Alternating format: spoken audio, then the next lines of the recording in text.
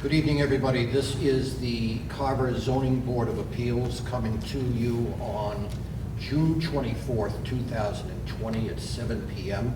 We are tonight sitting in the Carver High School auditorium. As you can see, practicing social distancing measures to keep ourselves safe and others who are present. I want first to draw the board's attention to the meeting minute approval for the date of April 25th, 2020. As is my practice, I have submitted these minutes that were drafted originally by our clerk and ask everybody now if they have any changes, amendments, or modifications that they would like to make.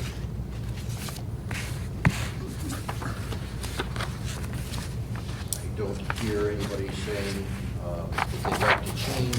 Is it, and modify. Mr. Chairman? Yes. Is it, you said April, I have February. I'm sorry, February. That's what I was looking for. I thought I was missing something. And of course, we all know what happened at the end of February and the beginning of March. So this is the first time we've been able to get together since that unfortunate development of the virus throughout the United States and the world.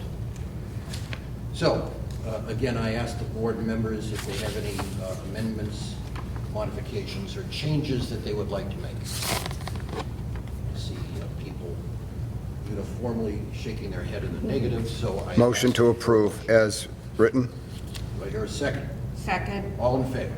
Aye. Okay, so that little piece of business is done. Those meeting minutes from February 25th, 2020 are approved as written. By the authority vested in me as chair of this board, I'm going to take a case tonight out of order. When I say out of order, I mean out of order as it appears on the agenda. And that case that I'm going to take tonight first is public hearing on case number 56-289, with the petition being Great Meadow Realty Trust LLC, which is requesting a variance pursuant to section 2300 of the Carver zoning bylaw for property located at 62 Great Meadow Drive in Carver, assessors map 56, lot 289-0. The dimensional relief is for lot frontage and lot size in a residential agricultural district. Who is here tonight on behalf of the petitioner? Hello, Matthew, nice to see you tonight. Thanks for coming in. And if you want to sit there in distance, that's okay, or you can come a little closer, if you would like. It's entirely up to you. Okay. I'll come a little closer. I'm probably better without my mask, so I'll try to distance myself as much as I can. So you have the floor. Tell us a little bit about the history of this case, why you're coming before us, and the relief that you are seeking. Well, first, let me just start by saying, this is Wade Savard, and this is his partner, Michael. Nice to see you both. That I think are the members slash managers of the LLC. And I'm going to speak sort of really big picture. In your relationship to the petitioner? More than anything, I am an attorney. I practice mostly real estate law. I do sit on, and I've served almost 15 years in the Affordable Housing Trust, Duxbury, and the Council on Aging. I know what it's like to be a volunteer board member. More than anything, I'm really good friends with Wade. He called me just to see, run the issue by me, and I actually spoke, I think, to town council, your town council. We had a great conversation. There's no, I've practiced 21 years, and I've never been someone that has come in with, the smoke and mirrors or anything. It's just very straightforward, and really honestly, I'm here to represent two really good guys that are working class guys that have basically put their life savings in this property. And by way of some background, they purchased the property from the town at an auction. Wade can give the specifics on the dates and so forth if that's needed. And I believe they spent $100,000 at the auction plus some expenses. And since then, they've had foundation permit approved. They've had the as-built signed off on, they backfilled the foundation. We've had a Title V, I think, approval for a three-bedroom, originally two, and I think they originally three with a different type of system. And then, you know, it's sort of the roads that with the initial lot. I think when you look at the assessor's plan map, you can see the locus we're talking about, the lot we're describing it. It looks almost identical to the rest of the subdivision. Meaning that it's not in a regular shape. There isn't any special ambiguity, or there isn't any special characteristic that would be, I would consider, a negative characteristic on the lot. What I think we're talking about is 1.6 feet of frontage is lacking, and I'm not exactly certain how many square feet it's lacking for total size, but that's the basis of the petition that they filed for the variances.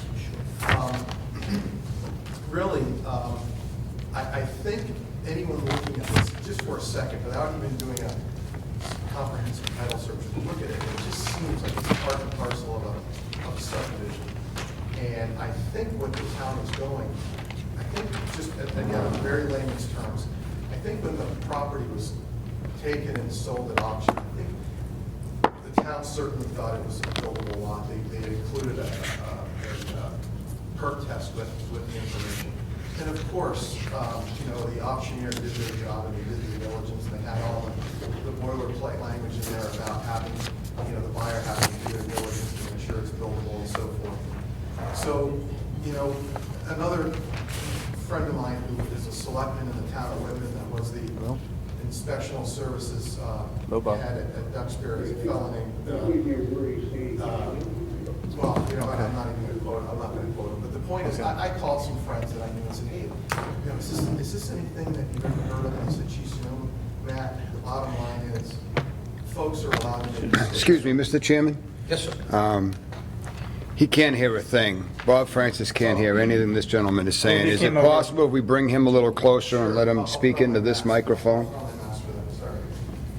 According to the governor, if you can maintain 6 feet, the mask is optional.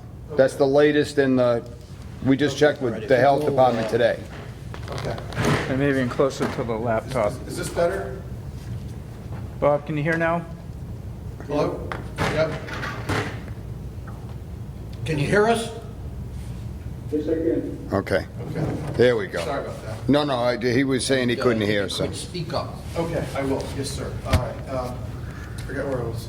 I'm sorry, I didn't mean to interrupt you. People are but- allowed to make mistakes. People are allowed to make mistakes at town hall, and we're all human, and I suppose really where the rubber hits the road on the mistake really is that, you know, everyone thought this was a grandfathered lot from a subdivision that occurred prior to the subdivision rules, I suppose, right, Wade?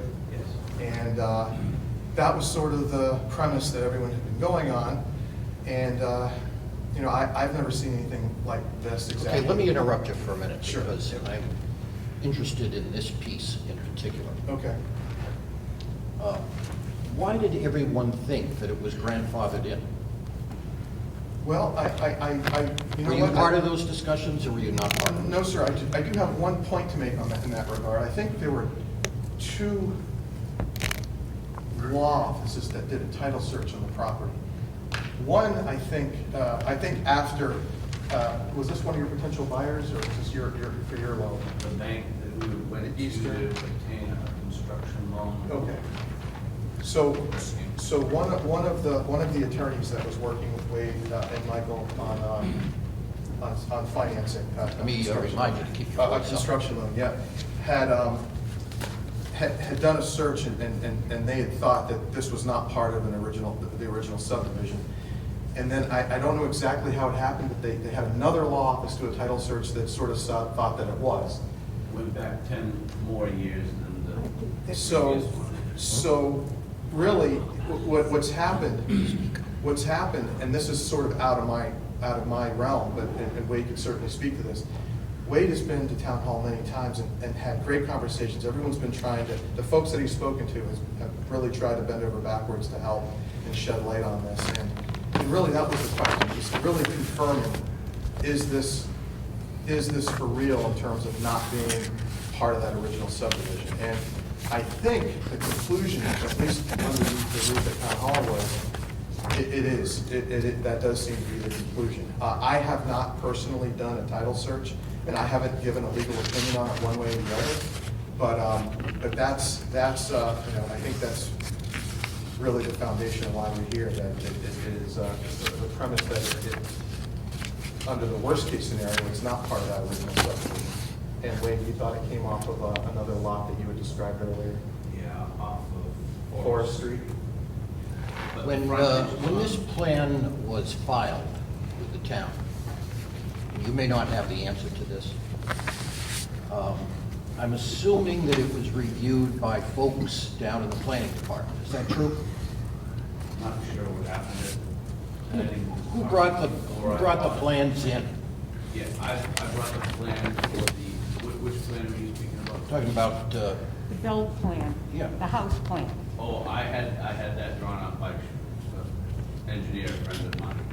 and at some point you folks were advised that everything was okay, it was buildable, is that true? Correct, yes. I see people who are with you tonight nodding in the affirmative. Yes. Who was it that told you that this was a buildable lot? Well, I had to go through all the procedures to make it a buildable lot as far as getting an engineered set of plans with, Understood, but in the end, somebody from the town said, this is a buildable lot. Yeah, because And you went ahead and you purchased this property based on that representation. Is that true? Or do I have that back? mostly true. It was, as Matt brought out, it was, information was given to us from at the time of the purchase of the lot at the auction at the town hall in Carver. It was described as, well, it had a perk test with it from Webby Engineering. And with, so presumably that was a favorable perk test. I took it to an engineer before the actual sale took place, and it looked favorable. I was told that it would probably support, because of the square footage, a two-bedroom house based on 10,000 square Who feet. told you that? Shane McGlone Enterprises in Kingston.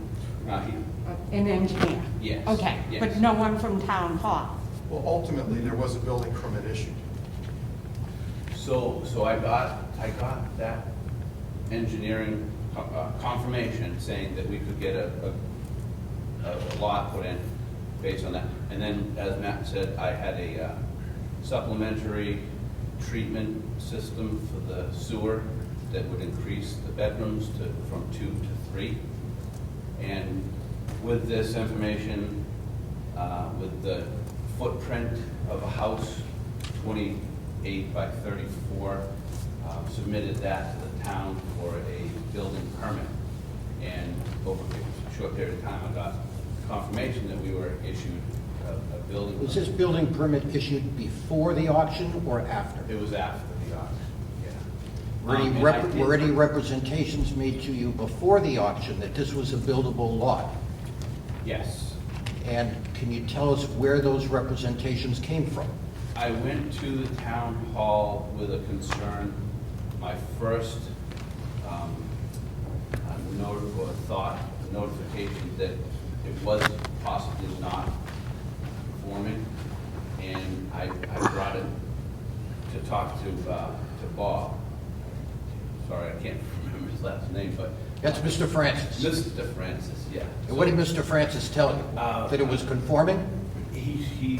I told him my concerns. I was worried it wasn't conforming, and he said, he used the words that it was grandfathered lot. Okay. So from that point on, I proceeded to put the foundation in the ground, put the temporary service in, paid Shane McGlone to get. So it was based on his representation Yes. that you began to expend money in support of this project. Is that fair to say? Yes, 100%. Okay. Ms. Clark, I think you have some knowledge of this particular piece of property. only to give you a little bit of clarity, I'm 35 years a professional title examiner, and a portion, most of this lot, was originally part of the subdivision. And a butter next door bought that lot, the original lot. And what happened was he put it on the same plan. And when he put his house lot on Forest Street and that little extra piece on the same plan, he merged it. And when he merged it, it lost all grandfathering, all protections. A little while later, he parceled off that piece, mostly to the conformity of the original lot. It's a little bit smaller, and sold it to another abutter who fronted on Forest Street also, on the corner. That gentleman, or that owner, never put it on the same plan, so it remained a separate lot, and that's the one that was taken for taxes. So at the point where the abutter bought the original lot and he put it on the same plan, it lost all grandfathering. It lost all protection. Then when he sold off the little piece, and the other gentleman, the other owner, the new owner, never put it on the same plan or on the same deed, so it had no merger. That's when it was taken for taxes in and of itself. So it sits out there as a separate lot. Gotcha. And So- it comes very close Yeah. to the original lot, but it's not quite the same. So not that it has a legal effect, just more out of curiosity. After it lost its grandfather, was it still assessed and taxed as a buildable lot or a non-buildable When, I don't know how the assessors have it, Yeah. but when the first owner, who was like this piece, this bigger piece here, when he put it on the same lot, that went through planning board. Sure. So the planning board would now have his parcel a quarter of an acre bigger, and that's probably how it was assessed.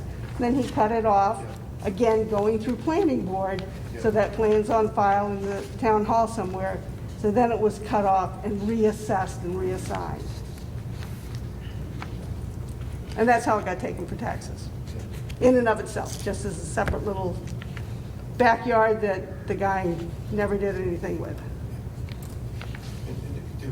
Again, it's not one way or the other, just again, I'm afraid, was it assessed as, after it was reassessed, was it assessed as just a sort of ancillary parcel, or was it assessed as? I think it was, I'm not an assessor, I don't have those records. Okay. My guess would be that it was assessed as, like, the little reservation lots that a lot of these subdivisions have. Okay. Because originally, the owner of the front piece, who bought it, he Yeah. kept his two pieces separate. Well, the only other thing I can ask you is, and I understand certainly any butter concern and anything that may have a negative impact on butters. There is a butter here that is here to support Michael and Wade in this. We'll ask for public comment. Oh, I'm sorry, okay. Anyway, he's here. I don't know if anyone's here to oppose, but just looking at the lot itself, and I wish I knew how short it fell in the overall area, but I think it's 1.6 feet of frontage that it is short. I think pretty precisely. 1.5, 1.5? 1.05. 1.0. So that's barely over a foot. Right. So I guess my point in that regard is trying to weigh what sort of negative impact it would be if you were hypothetically to grant these variances on this. Okay. I have a couple of other questions before I Oh, okay. lose my frame of thinking here. And either you, Counselor, or Mr. Savard, or the gentleman in the back, what's your name? Mike. Mike, sorry. Hopefully one of you can answer this. When did you first discover that there was an issue with the title? Who brought that to your attention? I believe the first time I heard it was from Eastern Savings Bank that tipped us off to the possibility of it not being a buildable lot. And that's, Is that the bank that we're working with to get a builder's loan. Right. Construction What's the loan. status of that? Have you been able to get a commitment? Yes, we do, and we. Pending action by this We board? closed on it. You closed on it, okay. We closed on the loan, we're paying on it right now Oh, boy. monthly. How many months have you been paying on this loan already? I believe it's 2 months. They It's 2 have, months now. yeah, they have, I think the total investment to date, And- oh, sorry. oh, no, go ahead, I'm sorry. Oh, well, we also have an insurance policy also, so everything is in, and we also, if I may add, we have a buyer that wrote us a letter. They walk the property weekly. He hasn't signed any No, commitments I to a buyer didn't, I at this didn't point. sign Yeah. anything, but. What would you say the out-of-pocket is so far? Well, I asked Wade that question this morning, and he told me it was approximately $147,000, $100,000 for the lot itself, plus there were some expenses that went along with it. And then I think to get the foundation in, the backfill, and then to get the plans approved and put through at the town for Title V, is now he's up to $147,000. Let me drill down on that a little bit, because I'm sorry. your intent Oh, was, 137, Yeah, I'm sorry. sorry. your intent was to purchase the property anyway. So let's back that out. And your intent was to do the foundation, let's back that out. But in terms of the delay here, what would you say your out-of-pocket is on the delay? Not a lot, really. Well, you're talking 2 months of mortgage payments, Yeah, right? it's only, it was, are you talking about the monthly payments? Yes. Oh, it's only like $50.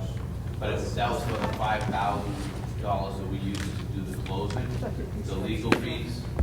We paid $5,000 in legal fees, and that was the first $10,000 allocation towards our builder's loan. So that's part of the package of the builder's loan, which is $200,000 to build the house in that. The first 137 came, Michael and I put $70,000 each in a bank account and started an LLC, and that's what we paid for everything so far. And again, this was all based on your understanding that this was a buildable lot. Yes.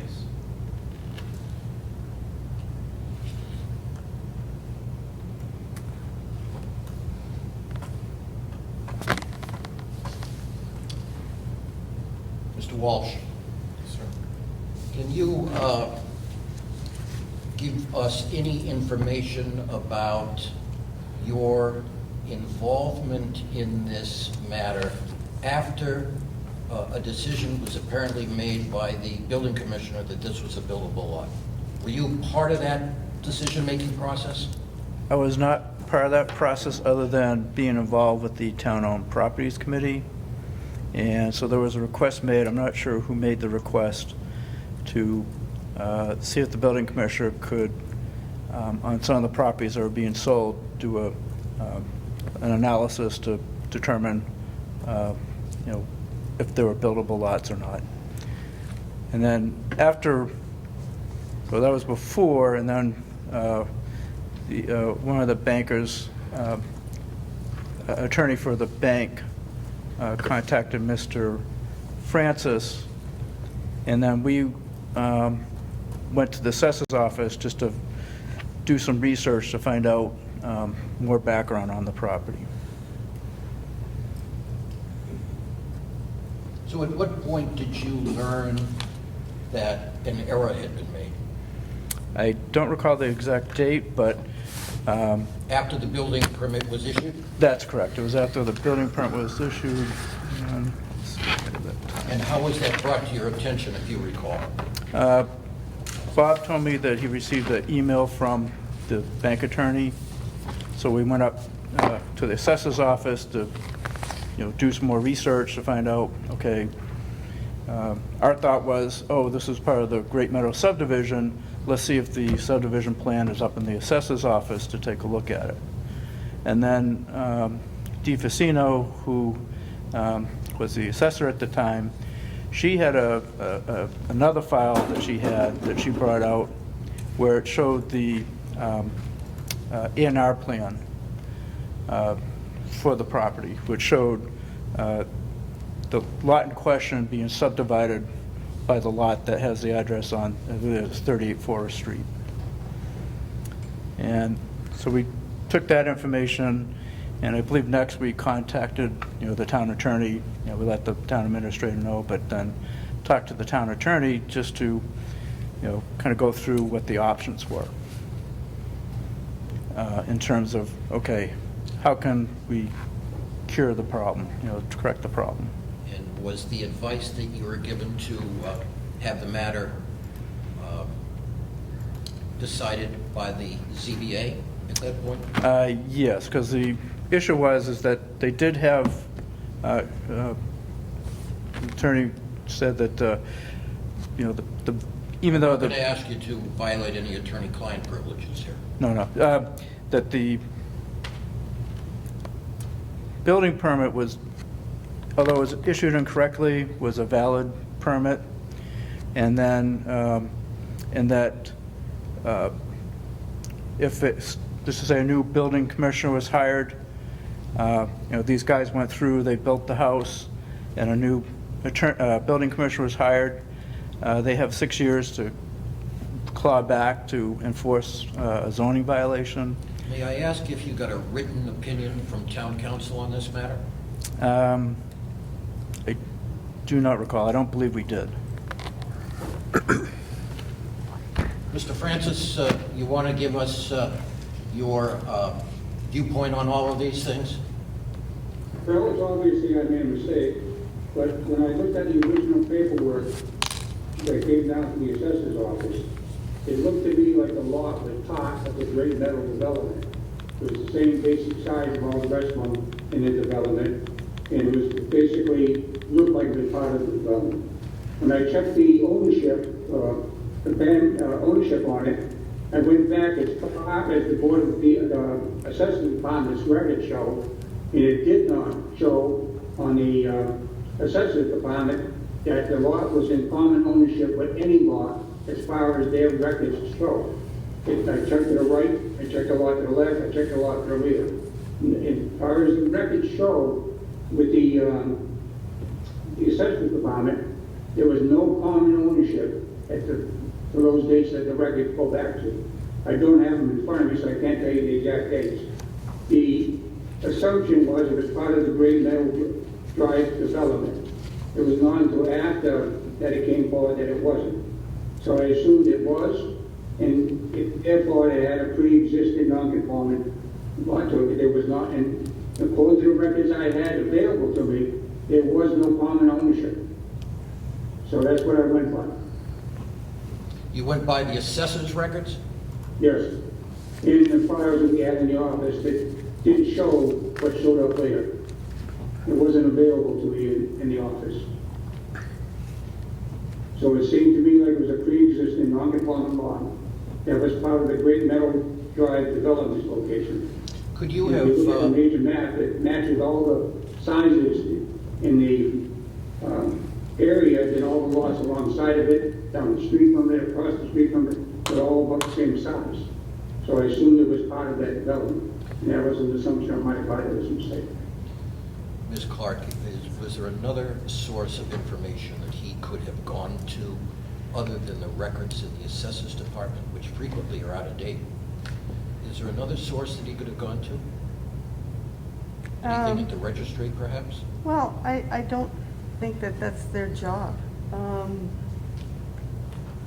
These plans should have been, I mean, this is the plan that's in the registry that was signed by the planning board back in '85, which parceled off 3B.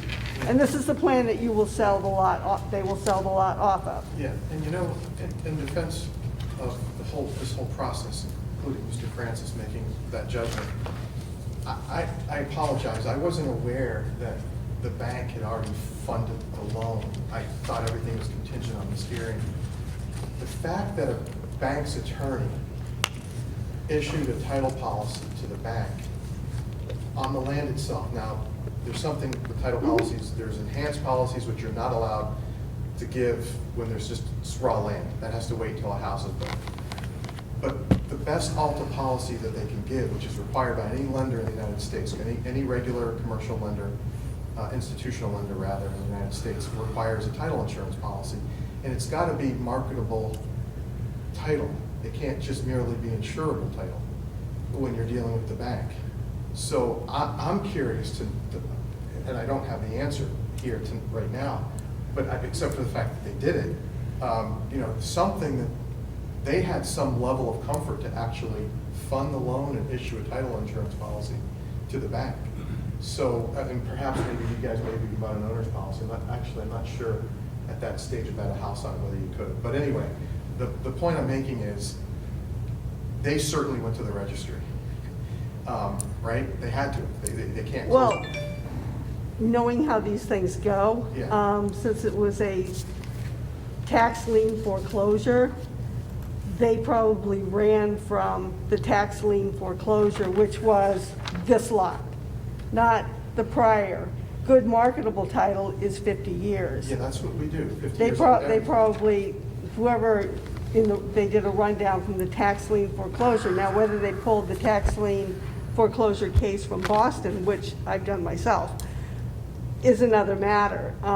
But for good marketable title, they would have come up with this. Yeah. I don't think anyone in the town hall goes that far. This was either something that had to be these plans had to be something that tripped off either in the building department's file. Yeah. There is a letter from a prior building commissioner from 1989 Yeah. denying it for the same reason. Okay. So that might have been the only thing that would trip somebody off. Sure. I think, again, I don't. Let me interrupt you just for a second. Ms. Clark, that letter that you just referenced, Yep. that's in the official board file? I don't know where else they would have gotten it. It's in the Department of Inspection file. Yes, sir. Mr. Chair, and that letter was up in the assessor's office in a file that they had on the property. So they had a copy of the A&R plan, and they also had a copy of that particular letter. And that material is not downstairs in the, in the permitting office Oh, files. well, it should be. But Mr. Francis said he went to the assessor. Speak up a little. Mr. Francis said that he went to the assessor's office. Well, maybe that's when they discovered this letter that says. Then a building permit shouldn't have been issued. Well, I think he was looking at the assessor's plans. Maybe back it was on- afterwards. Right. I don't know. So in terms of that letter and the plan, those were after we were notified by the bank that there was a potential problem with the property. Okay.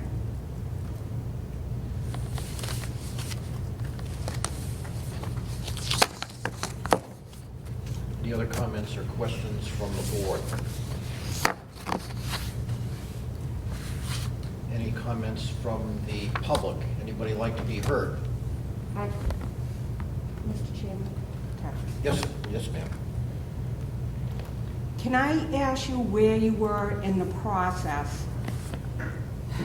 Had you been notified by the bank before you decided to go from a 2-bedroom to a 3-bedroom? No. We did all that work prior to that, because we did out of pocket. We used out of pocket. Get to where we are now. And as soon as we found out that there was a problem, we felt like we should just push on because we had a buyer. But I called my friend Yep. Matt for his advice, and he said that it would be better to respectfully draw back and then put this in your hands and let the process take place. Thank you. Mr. Chairman, Yes, sir. may I? You bet. I'm not as forgiving as some of my brethren here on the board. You bought a parcel of land from the town of Carver that came with a perk test. Is that correct? Yes. The check cleared, I assume. You own it, you've got title to it. Your permit was issued for you to build something on it. You started to build something on it. How did it stop? When we found out that there was a problem with it being a buildable lot, those were the words that I was told. But you were issued a permit. I was issued. So were you given a cease and desist? Were you given a stop order? No one ever did that to us. So what shut it down? They did. Well, Good faith in you people to. When the have- bank told you it may not be conforming, you decided to stop until you then sought relief? When we found, would you like to Well- say something? Well, one guy at a time. Why don't you finish? When we found out that there was a possible problem with the lot being a buildable lot, that's when I talked to Mr. Francis, and he assured me that it was a buildable lot. He assured you it was a buildable. It was a buildable lot, yes, and there's a letter that I have here available if you'd like to read it that states that. And so we proceeded to make plans to clear the lot and get the fill in and do the electrical temp service and everything, and engineer it. But after it was really brought, it was a reality that we have a real issue that's in specifics, which was the 1.5 feet, that we had to take a step back and clear this up, that's when I said, Matt, can you tell me if this is legitimate problem, or what do we do? Can we keep building and let it hash itself out? And this issue was first brought to your attention by the bank, is that correct? Where did we hear it first? The bank at first questioned it. We supplied all the paperwork from the town, the letter from Bob saying that it was compliant, and a letter and we also had the Board of Health variance. We submitted all that to the bank. The other attorney said, this is fine. And then we got a call later on, after we got funded, closed, got insurance, we got a call from Jim Walsh stating that we had an issue. But the building permit has not been rescinded, is that correct? So there's still a valid building permit, is that right, Jim? That's correct. Yes, and we had, the only thing that we have been able to do in this period of time is to put the foundation in, and we had it tarred, of course, and we had Right. it inspected. You backfill the foundation? Yes, yeah, we brought in the fill and backfilled it after we got it inspected. You mentioned a letter. Yes. Can you give I have Yeah. a copy of it to council? I believe it's in the packet. I don't think we have copies. I don't think we have this letter. It's on, well, no, it's on a phone, so.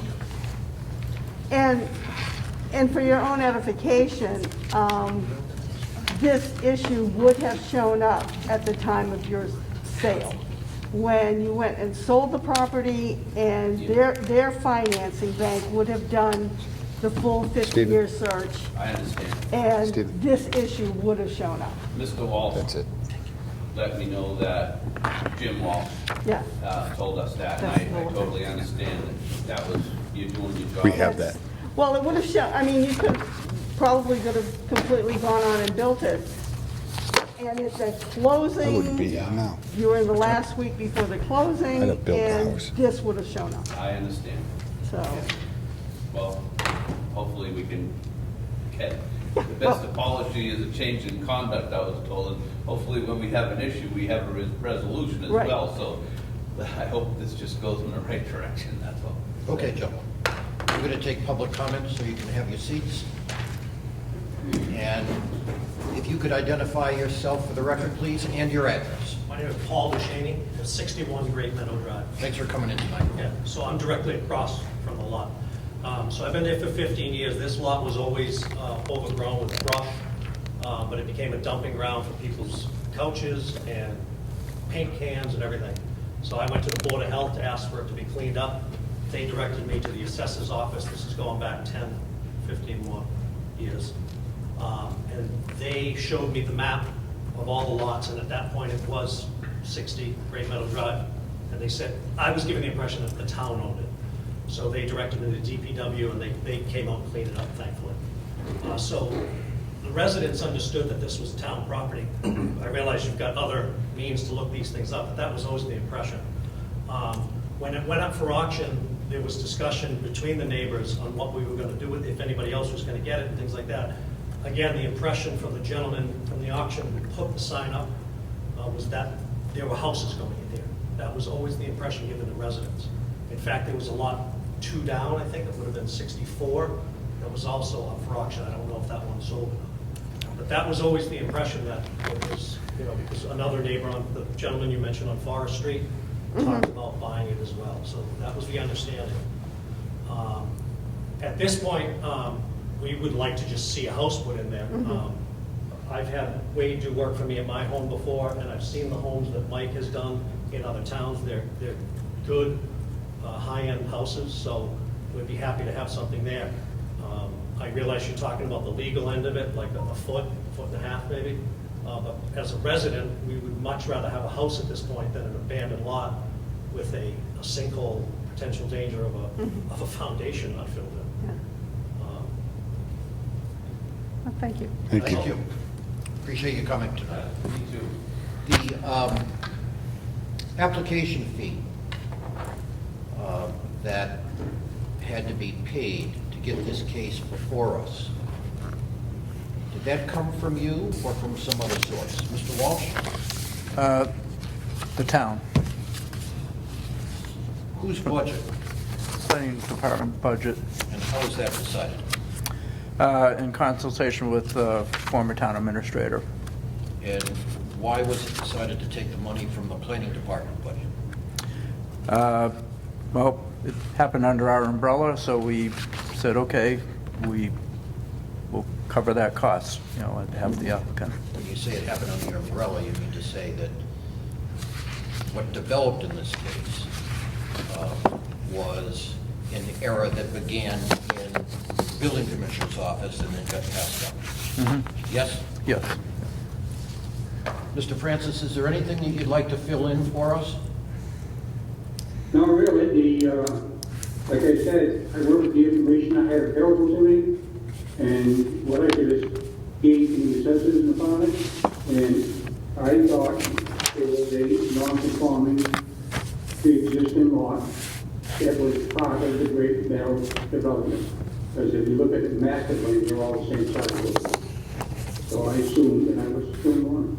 And the first time you ever saw that letter from the former building commissioner was in the assessor's file, is that true? I can't hear you. The first time that you ever saw the letter that came from the previous building commissioner in, I think, 1989, that letter, I didn't see that until after this all hit. until when? Until after it was determined by the bank, it was not a buildable lot. I did not see that letter before that time. And you're saying that that letter, you believe that letter came from the assessor's file? But it wasn't in our files. I don't know where it came from. But I hadn't seen it until the time the bank refused the mortgage. Thank you. Okay. Let's talk about the relief that's needed in this case. There are two variances for which you have applied. One is that frontage one, and the other one is lot size. The frontage one is what, 1.6? 1.93? Fairly small amount, but the lot size variance is going to have to be substantial. 36,119 feet. Yes, But who's counting? that's a big variance for size. Because in Carver, we require how many square feet, Mr. Mueller? 60. 60,000. You have to have an acre and a half minimum in Carver. So that's a big difference here, the lot that you have versus what the bylaws require. Now, in order for this board to grant a variance under state law, we have to look at one or more of three factors. Mr. Francis and Mr. Walsh are both aware of this, you've heard me say it before. These three things are shape of the lot, topography of the lot, and soil of the lot.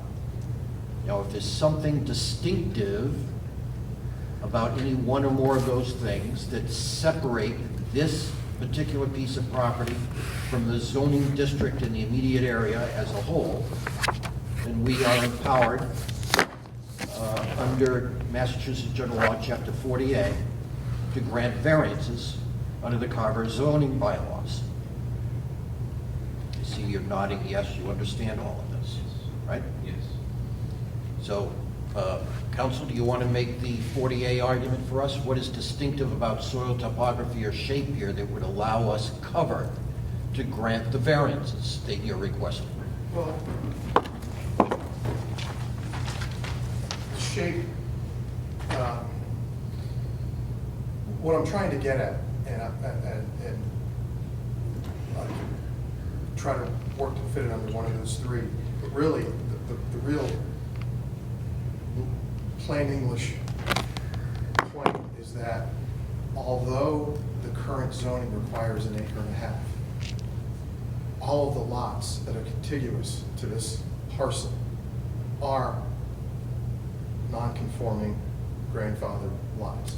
But that's not your lot. So let's talk about present day. Well, there's one thing I want to make sure of that I haven't really drilled down into, and I think it's a valid question. The idea that the bank insured it and funded it, it's entirely possible, and I won't go too far down this rabbit hole, but just if you give me 30 seconds. I got a call last week from a conveying attorney that I know, a colleague, that said, Matt, you did a closing in 2014, and the legal description made reference to a plan of 1999, but prior to that, the legal description left out 5,000 feet of the locus of the lot. But nobody's claiming ownership of it. It's part of the locus, but the prior legal descriptions prior to 1999 is causing the conveyance attorney not to close the loan. Well, it turned out that it's, I had my title company look at it, we did a title search of the butters, we did the whole 9 yards. Turns out there's no defect in title at all, and the conveying attorney was just, sort of shot from the hip and thought that this is an irregularity. And when you look back at this example, the plan that was done in 1999 corrected it all. And the bottom line is, it was the plan, I know the letter in the file now, I'm not sure, I guess what I want to say is, we know that it is certainly non-conforming.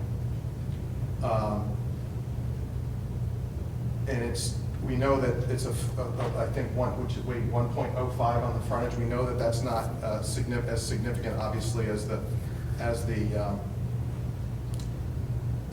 area that we're asking the variance for. But when you take it and you compare it to again, the lots all around, we're not in a situation where we thought we were in a non-conforming grandfathered lot and everyone around us has acre and a half compliance and we're on an island. Everyone around us is almost identical to what we are. Okay, and I appreciate that argument, but for me, and I only speak for myself on this board because everybody here, and they've heard me say this before, has strong opinions, their own. Speaking only for myself, that's like putting the cart before the horse. I get it that whatever you would want to put in there would be consistent with the rest of the neighborhood as it exists currently. However, we have to put the cart before the horse, horse before the cart in this case. And that means that we have to address the 40A questions. Those are the legal threshold questions that we have to deal with. So I ask you again, I don't care who this comes from, but I need to hear an argument about why these variances should be granted based upon shape, topography, or soil, or any combination of those. Would this be, could I share the plan with you so you can see the shapes of the lots that Oh, for sure. surround it? Give to council if you can pass it So I up. put an X on the one that's 60 feet. Do you have the shape of the lot that might? Well, if you could bring that up here first, and then you can consult with your client. Thank you, sir.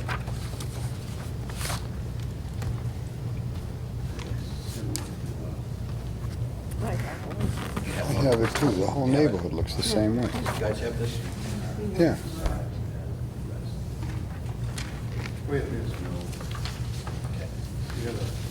Where's the X? So the dark green is the subject property? No, No, that's the neighborhood. That's the what? that's the neighborhood. I'm sorry, I didn't hear you. This is the neighborhood. You gotta be kidding me. And this is the lot here where the X is. Yeah, we had that problem In this last month, light green planning board, represents actually what? about 2 weeks ago. Anybody tell Scott I'll have to tell or him. Dave Siedentoff? I'll tell Dave. We can't have this happen in a town meeting Monday night. This is crazy. Okay, very good. All right, I interrupted one or both of you. I'll send So Dave on an the email. 48 question.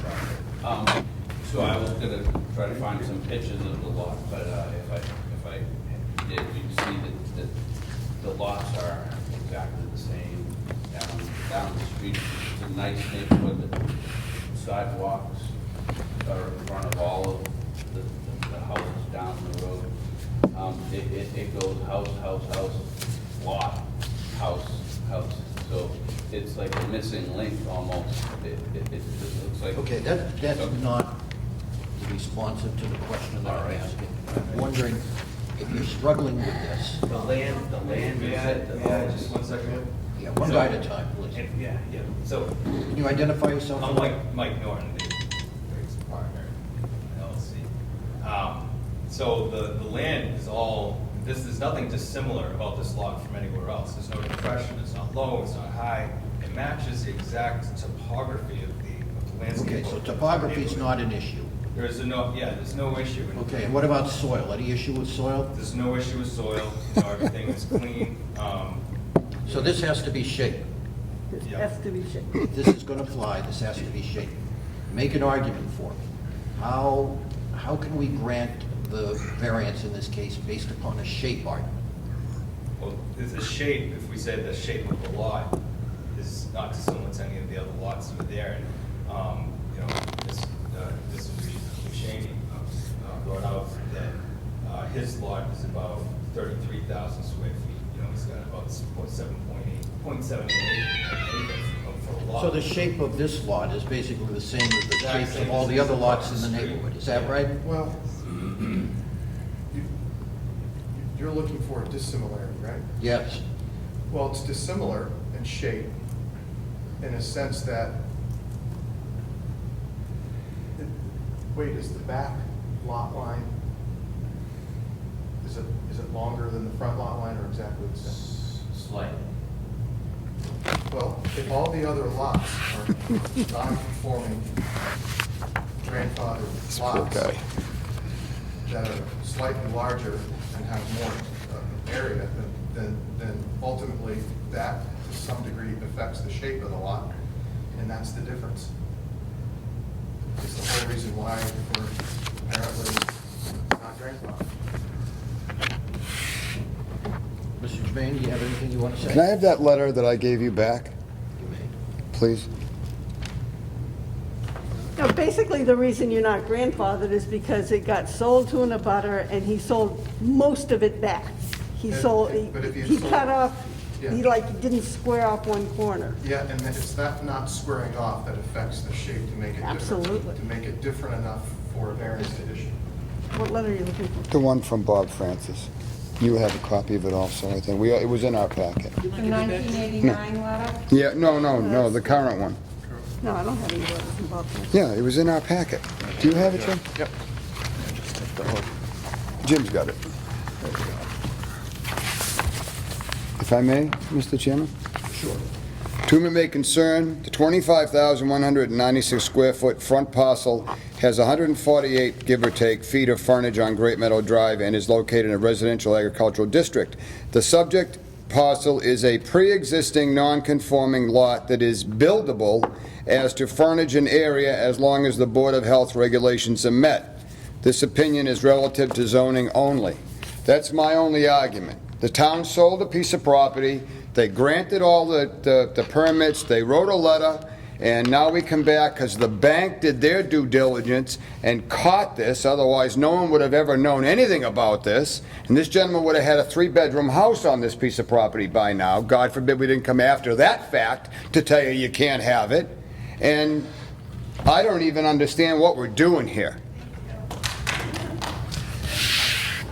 And I think I'm grateful the fact that, you know, this has been as polite as it has been from your side.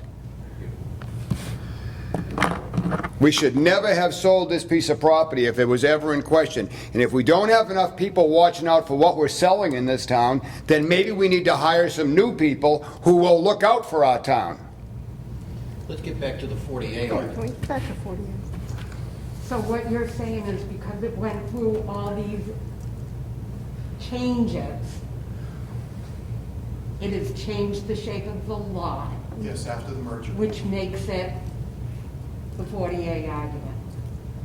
Because of the series of changes that this particular lot has gone through. If this had never been merged, then it would have been a grandfathered lot. If it was never what Sharon had said it had gone through, then it would have indeed been grandfathered, right? 40A shape argument. Didn't he alter the shape when he merged it in? Yeah, Yes. when He changed, So he changed the shape of that lot at that time. he changed it. It used to go up to the corner. The rear lot line went up to the corner. Well, there's the argument then. If he, by changing the shape of that lot after he merged it, when he decided to break it back out again, he didn't revert it back to its original shape. So now, Well, even if he reverted it back to its original shape, it lost its grandfathering the second it was merged on that plan. okay. So even if he's sold it back exactly as he bought it, it lost its merger. It lost its grandfathering. And once you lose your grandfathering, you're subject to current zoning, which is the 150, 60,000 square feet. And chapter 48. And chapter 40.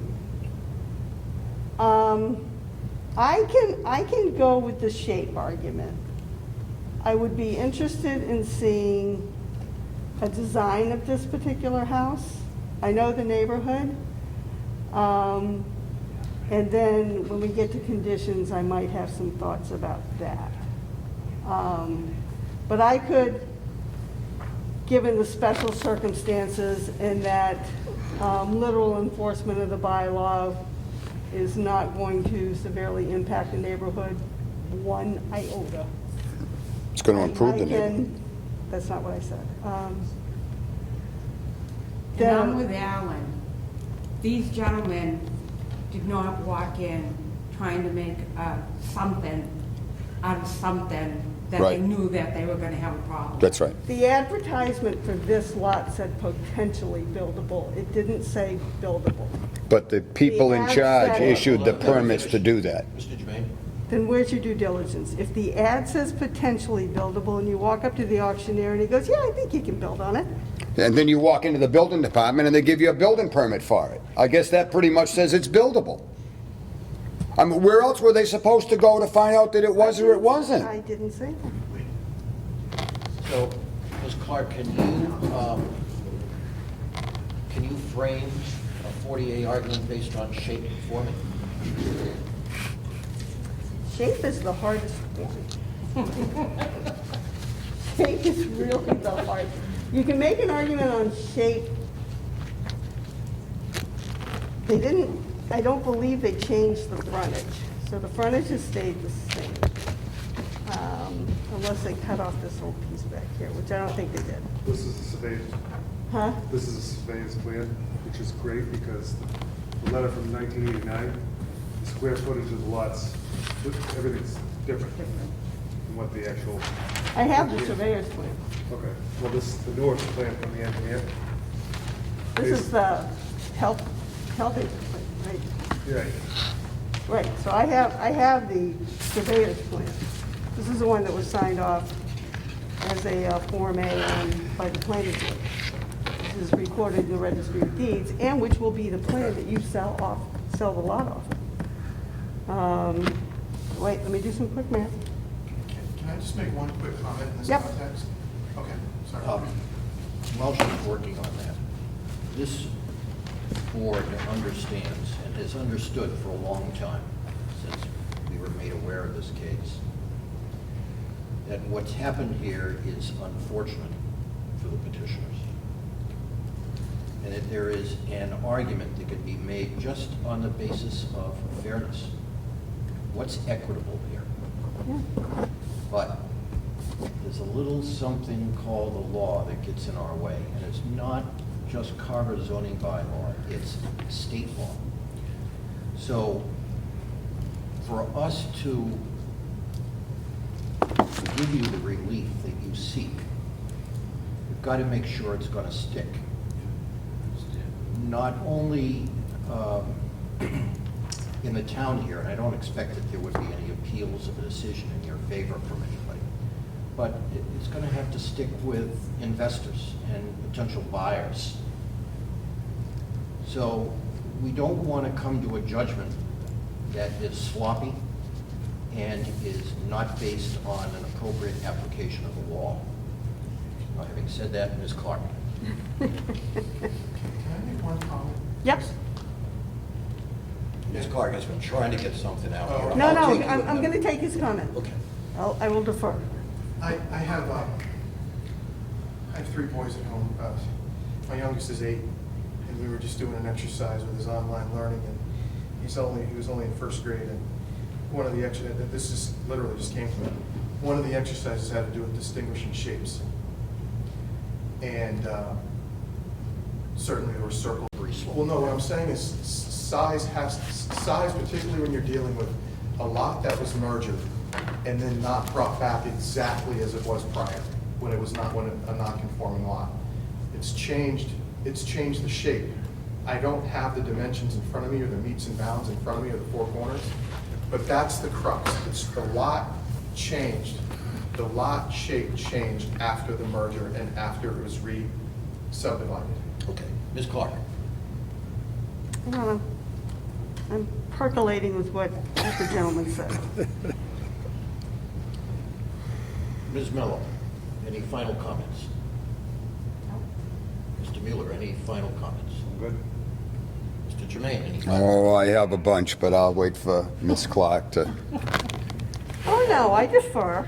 Oh, Ms. Clark is thinking. Ms. Clark is percolating. We don't want to upset her percolation. So, Mr. Jermaine, do you have anything that you want to add that's different than what you've already said? Looks like the rest of the neighborhood. If it was not for these gentlemen buying this piece of property, the town would have sold it to who and for what purpose? Unless a direct abutter who lives right next door bought that piece of property, it is worthless to anyone else. What'd you pay for it to the town? $100,000. $100,000 you gave the town for a piece of property that you can go mow the grass once in a while if you can't build a house on it. That's a lot of money to pay. And it's completely useless to everyone other than a direct abutter, i.e. next door. So, I mean, we need to find the wording. It's too bad there isn't a variance that can be granted on a screw-up, because that's what should be granted here. Oh, my God, we'd never get out of here. Yeah. Ms. Clark, do you have anything you want to say before we... Come on, percolate, let's go. Ms. Clark, did you want to see the house design? Oh, you don't have it. Can I see it? We have a I would like to say something. Absolutely. Your name? My name is Dave Banks. I don't live in Carver. I'm actually the person that wrote you guys the letter. I'm the potential home buyer. I wanted to be here because this house is something that's very important to me and my family. I have a 2-year-old daughter. I have a couple of small dogs at home. I know you guys are looking for the legal allegation of why you can approve this. I look at that house and I look at that yard, and I actually love the way it's shaped. It fans out in the back, so it is irregular from your typical square lot. It does. It has a nice small front yard with a nice big backyard, and I think it is a little irregular, and with that is something that you guys are looking for, of why it is different. It's a beautiful, beautiful lot, and you do drive through the area, and there's house after house after house, and then you see this open sore spot. And nothing would be better than the house that these 2 gentlemen plan to build there, to put this house in there, to fill in that spot and to make it a better spot. So I know you guys are looking for the legal aspect of it and whether or not that is something that can help, because it does stand out, it does make it a little bit irregular. And the fact that it's been changed so many times also does that, because you don't have that squared off lot that most people do when you break off pieces of lot. You don't make them a little shaped differently, you make them nice and square, usually yardage by yardage, feet by feet. So that's all I would like to say. And thank you, I appreciate that, and I know the rest of us do too. Thank you. Okay. Does any member of the board have any final questions or comments to add before we move to decide how we're going to proceed with this tonight? I don't see or hear any. My only other comment might be, that if we chose to grant, then any further additions or, I was going to say need to be conforming, because they have plenty of room on each side for like a garage or something like that. But you know what, I'm going to walk that one back. That's for another zoning board to decide. There you go. Do I hear a We motion? think hard up here, so. Do I hear a motion to close the hearing? So moved. Do I hear a second? This hearing is closed. We now move have to to vote. the Wanna vote on dispositive it? part of You the have to hearing. I did, didn't I? No. No? Just seconded. All in favor? Aye. Move on. Now it's closed. Right. Now we move on to the dispositive part of this hearing. And Here it I want to comes. propose that someone make the following motion by way of finding. Okay? This would be a finding of the board. The board finds that owing to circumstances relating to shape of the lot, but not affecting the district generally, a literal enforcement of the bylaw would involve substantial hardship to the petitioner, and that relief may be granted without substantial detriment to the public good and without nullifying or substantially derogating from the intent or purpose of the bylaw. So moved. Second. Second? Mr. Second. All in favor? Aye. Next, we must go to the relief that's being sought by way of variance in this case. There are two requests before this board, one with regard to frontage, one with regard to lot size. These variances would be granted under our authority, under Massachusetts General Laws, Chapter 40A, Section 10, and under Carver zoning bylaws, Sections 2300 and 2320. So, I suggest the following motion be made by someone. A motion made and duly seconded, to be determined by whoever's going to second it, and voted, hopefully unanimously, to approve the request for relief under the authority granted to the board pursuant to Carver zoning bylaw 5222. That's our authority to grant variances under the local Carver laws. And further, that variances under Massachusetts General Law, Chapter 40A, Section 10, that's state law, are granted from the Carver zoning bylaws, Sections 2300 and 2320, for a frontage setback of, shall we call it 2 feet? Yeah. And lot size of Right up to 36,120 feet. 36,120 feet due to the shape of the lot. Do I hear So somebody moved. making that motion? Second. Any further discussion? All in favor? Aye. Your variances are granted. Ms. Clark, do you want to give the usual information about appeals? Let's see what I look like. Yeah, the decision will be written up probably this week and filed with the town clerk. And after that begins a 20-day appeal period in which abutters, everybody who received a notice the first time will receive a copy of the decision. After the 20 days with no appeal, you'll be called by the town clerk's office to come by and pick up the original copy, for which you take it down to the Registry of Deeds, which isn't open. At some point, please file it against your deed. You have an open building permit, so I think you can probably go with the possible result of the 20 days somebody might appeal this decision. Go buy some lumber. Yeah. Do you have any questions about that? You can e-file. Do you know how to e-file, attorney? The decision when you have the original. And I appreciate, both from a title examiner standpoint, not having to discover this later. But I appreciate the fact that you hung with the town and you went by to correct this, because it really was the right thing to do and the only thing to do. And I appreciate it, and good luck, and I hope you come to town. Thank you so much. Now, on behalf of the town, I apologize for our end of things. We didn't do I anything. appreciate it. You guys have, I can't even tell you how I feel right now, but thanks for the whole process. Looks like you have good weather for building. Excuse me? It looks like you have good weather for building. Yeah. Yeah, thanks a lot. Thanks for your time. Okay, Thank you. Thank Good luck Thank going you. forward. Yeah, we appreciate it very much. Hopefully the school will be open for him to put his kids in. Oh, it'll be open. Okay, so we move on to the next matter tonight, Where is Andrews? which is Andrew's not here case tonight? number 1-15-0R, which is a continued case.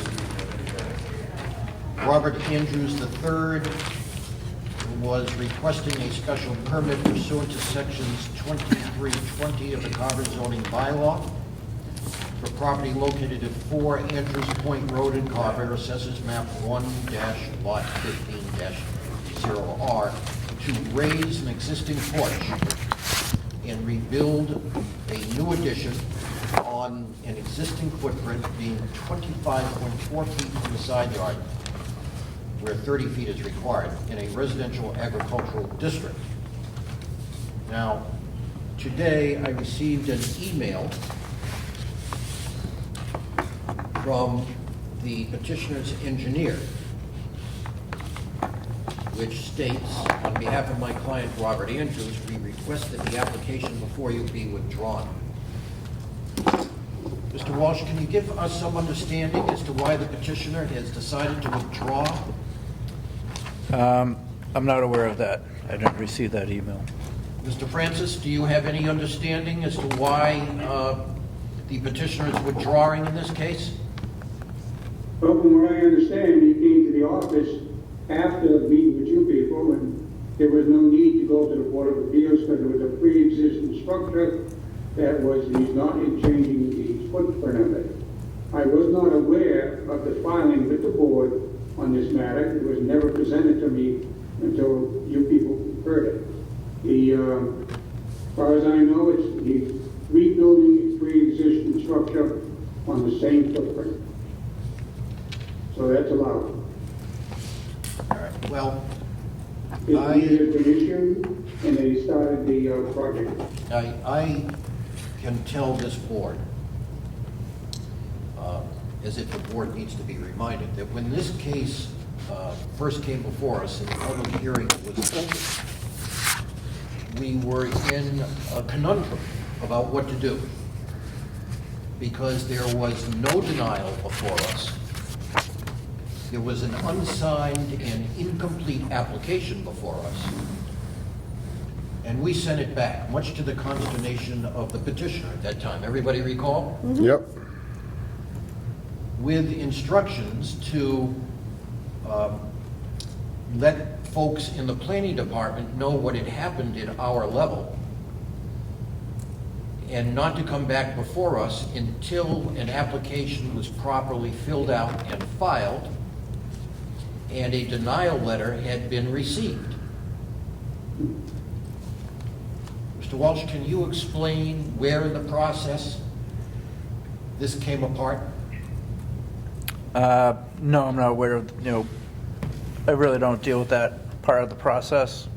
Usually applicants come in to see the building commissioner and determine whether or not they need, if they can go forward with a building permit, and then if not, if it requires a variance or some other relief, then at that point, Bob has a discussion with them, and then they submit a application to the Board of Appeals. Now, my understanding is that after this breakdown in process occurred, a denial letter was issued by you, Mr. Francis. Is that true? That is not true. Was a denial letter ever issued by you pursuant to this project? I never seen the project before the application was sent to you. It was never presented to me. I never seen any information on it. I had no input at all into the project until after you sent them away. Then I was made aware of it.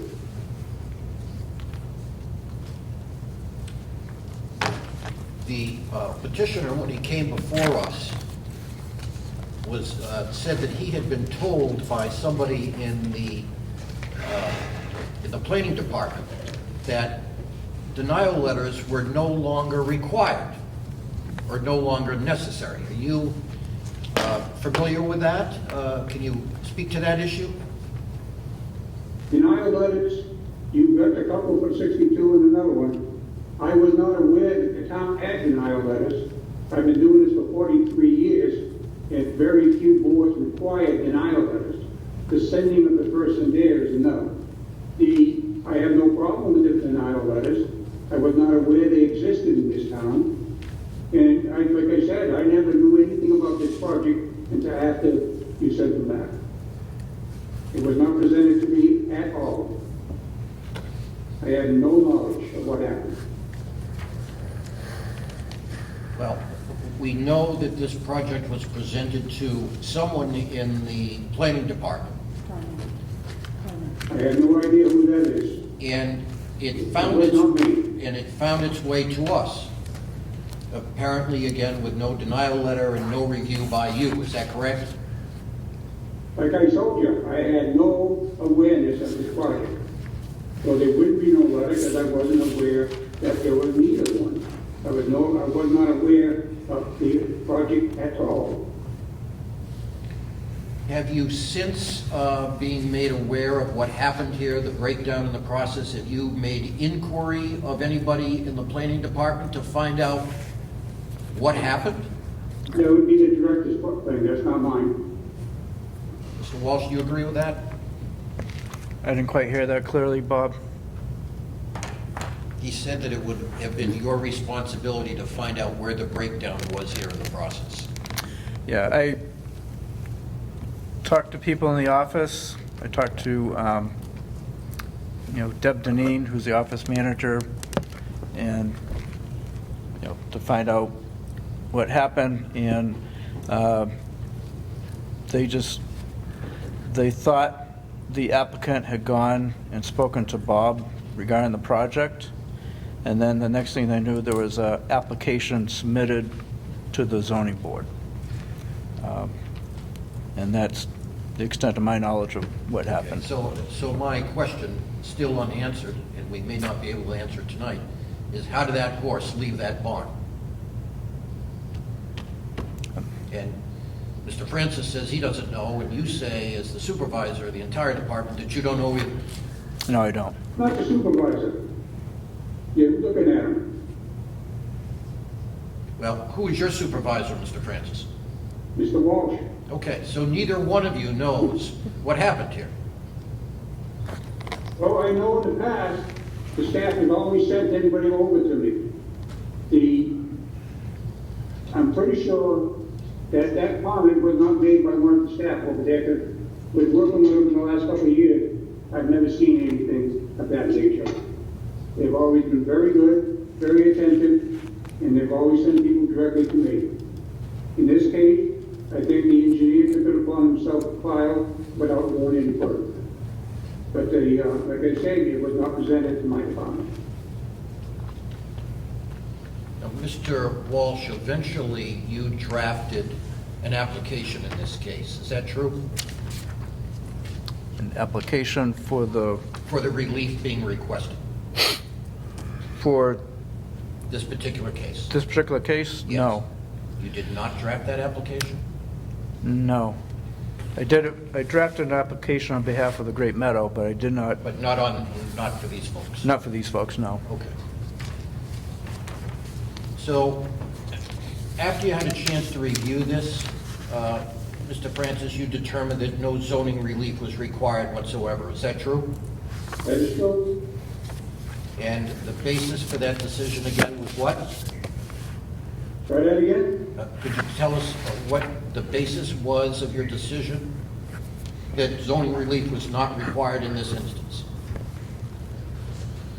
I never wrote that out. What are you talking about? I think, Bob, it was kind of the start of COVID week. Yeah, what I'm asking is, you granted the building permit in this case, is that correct? That is correct. And you felt that the project that, on which the, Yeah, it was, as far as I'm concerned, the project was within the bylaws as rebuilding a not further extension of a non-conforming structure. So he did not extend it, he just rebuilt on the same footprint. As far as I know, that is correct.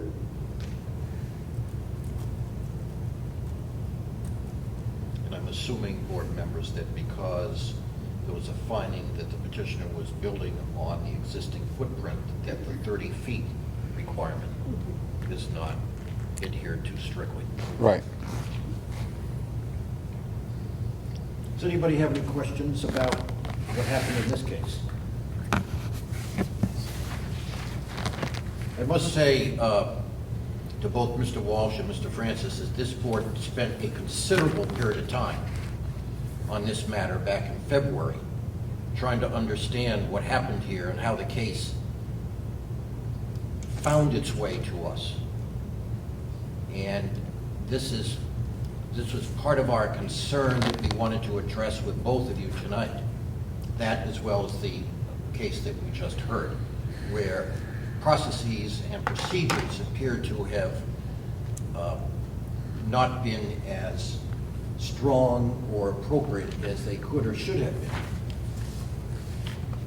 Does anyone have any comments or questions for either Mr. Walsh or Mr. Francis? I think part of the problem that we have with it is that it impacts applicants, such as what we saw tonight, a delay. And with the Andrews Road people, we can make no sense of their application because it wasn't properly filled out or signed, and we didn't know what they were even asking. And so that's another delay on our applicants. And the other cases that we've had, which will probably come up, are cases that the zoning board is hearing for the same petition that a planning board is hearing at the same time. And it seems to be that we're cross purposes. And I think sometimes it's just a waste of time. It's a waste of our applicants' time. It's a waste of different boards' times. And we want to be certain that there's a procedure in place that this board can rely on, that when something lands in front of us, it's been properly and thoroughly reviewed. I mean, we don't take part in the department meetings. And I think that's been our frustration level over the last 6 or 8 months, especially hearing several cases that either, like tonight's, was suddenly in front of us. It's not their fault that we haven't been able to meet. Or the Andrews Road case, or the Sunrays case over on Fuller Street, the applicant who wanted a ground-mounted solar and was trying to do it through a variance with us or a rear lot with the planning board. All of that kind of thing is just Can I frustrating. interrupt you for a second? Yep, go ahead. on that 40-foot setback, if you read the minutes of the meetings, you people sent them to the planning board for a rear lot configuration. It was not me, it was not our department, it was you people that requested that they check out the planning board for a rear lot dedication. And that's what they did, that's why they're in the planning Right. board. It's in the minutes of the That may meeting. be true. If you read the minutes, That- you'll find that you gave them an extension of time to go to the planning board to see if the rear lot was feasible. And that's what they did. Well, you may be right on It was that. not me that sent them there. But when she Like you keep came, saying. when they first came before us, part of their conversation with us was, we're not quite sure why we're here. That's right. Because they had been sent to us under the guise of, go to the ZBA and see what they have to say about what you guys want to do. Okay, now which case is this? This is forestry.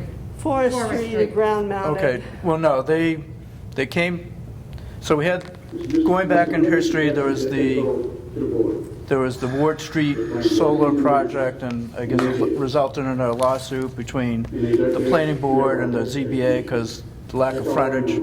Hold on, Mr. Francis, I'm with Mr. That Walsh. has nothing to do with Fuller Street, What's that? The Ward Street. the Ward Street one. Well, so there was a lawsuit because of lack of frontage. So when They withdrew. when Fuller Street, Street. I'm sorry, when Forest Street first came to me, Sarah Stearns came to me and I asked about it. I said, well, I heard there was a problem with lack of frontage. Because that was the question is, okay, they don't have 150 foot of frontage. So I said, you may have to consider going to the ZBA. And Sarah Stearns, Maybe since you people have so much experience. that Bob, can I finish here? Checkoff list of what you would like to have the department do before our application is sent to you would be helpful. right. So What when would Forest, be done before the case is sent over to you. so when Forest Street came in, Sarah Stearns, we knew there was a concern about the frontage. And so she came, we had a discussion. I said, okay, well, there's nothing we can do because it doesn't have the 150 feet of frontage. So she came to the planning board as a general discussion matter, talked to the board, said, hey, look, we're trying to get this area for a solar project. Do you have any objections to me going to the ZBA to file for a variance? And, you know, no one objected at the planning board level. So then she filed with the zoning board for a variance. Now, since my initial discussions with Sarah and being new to the town and kind of learning different provisions of the zoning as we go along, there was a lot that was approved for a rear lot provision for a house on Church Street. And so I looked at that and I said, you know, is this something that might be viable for the applicant or the prospective applicant for the solar project? And so we had some discussions, but Sarah Stearns proceeded with the case before, going before the zoning board, this board here. And I will tell you, Mr. Walsh, Yep. after discussing this with us thoroughly, I think it became quite apparent to the petitioner's representative that the members of this board were having issues granting the relief that she was seeking. That's correct. Because of the definition in the bylaws of what frontage is, and that it's supposed to go back to access where the actual project is taking place. And what she wanted to do with her access was not to where the building was going to be occurring. Right. So Mr. Francis is correct. We said, look, I think you get the tone here. I think you understand our concern. We're having issues with what the frontage definition is. It's in black and white. You can read it as well as I. And if you want, you can go back to the planning department, go to the planning board. Maybe there's a different approach or some conversation that you can have, or maybe you want to change the plan, acquire, whatever. But they knew that from our perspective, granting the relief based upon the frontage definition in the bylaws was most likely going to be a non-starter here. Mm-hmm. The next thing we hear is that the department and the planning board allow this to go through. How that happened, based upon the black and white definition of frontage in the bylaws, is beyond me, and I think beyond everybody else who sits on this board. So I'm kind of wanting to get a sense how, at one level, the building department can say, no, relief is required, and that's why she was before us for this relief.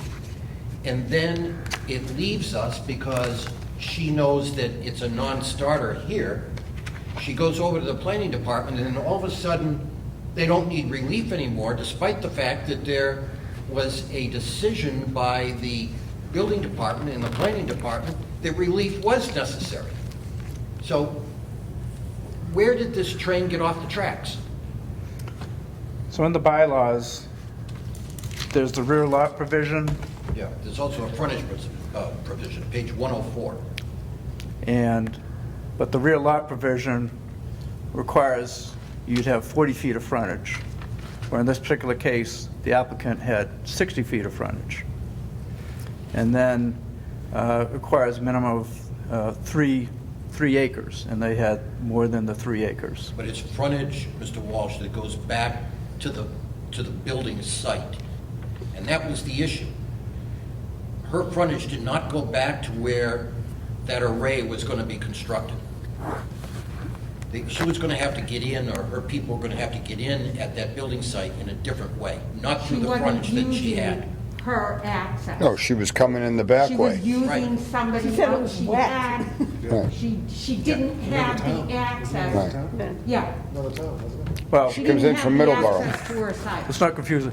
They had access from another way, but they didn't have the frontage access.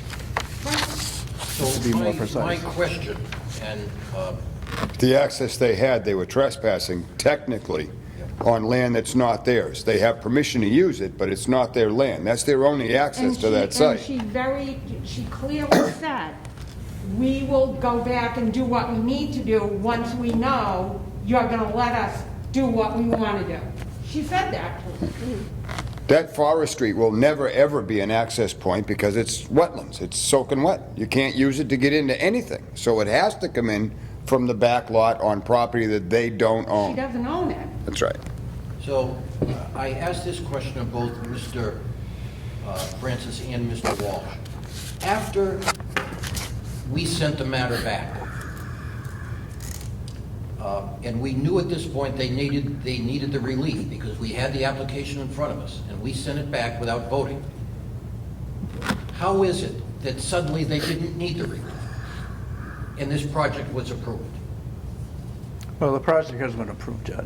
They still need to come back for special permit site plan review for a solar project. But for all intents and purposes, it's going to happen.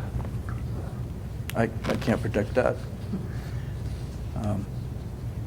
But they demonstrated that they could, meet the requirements of the rear lot provision, and that's what the planning board voted on.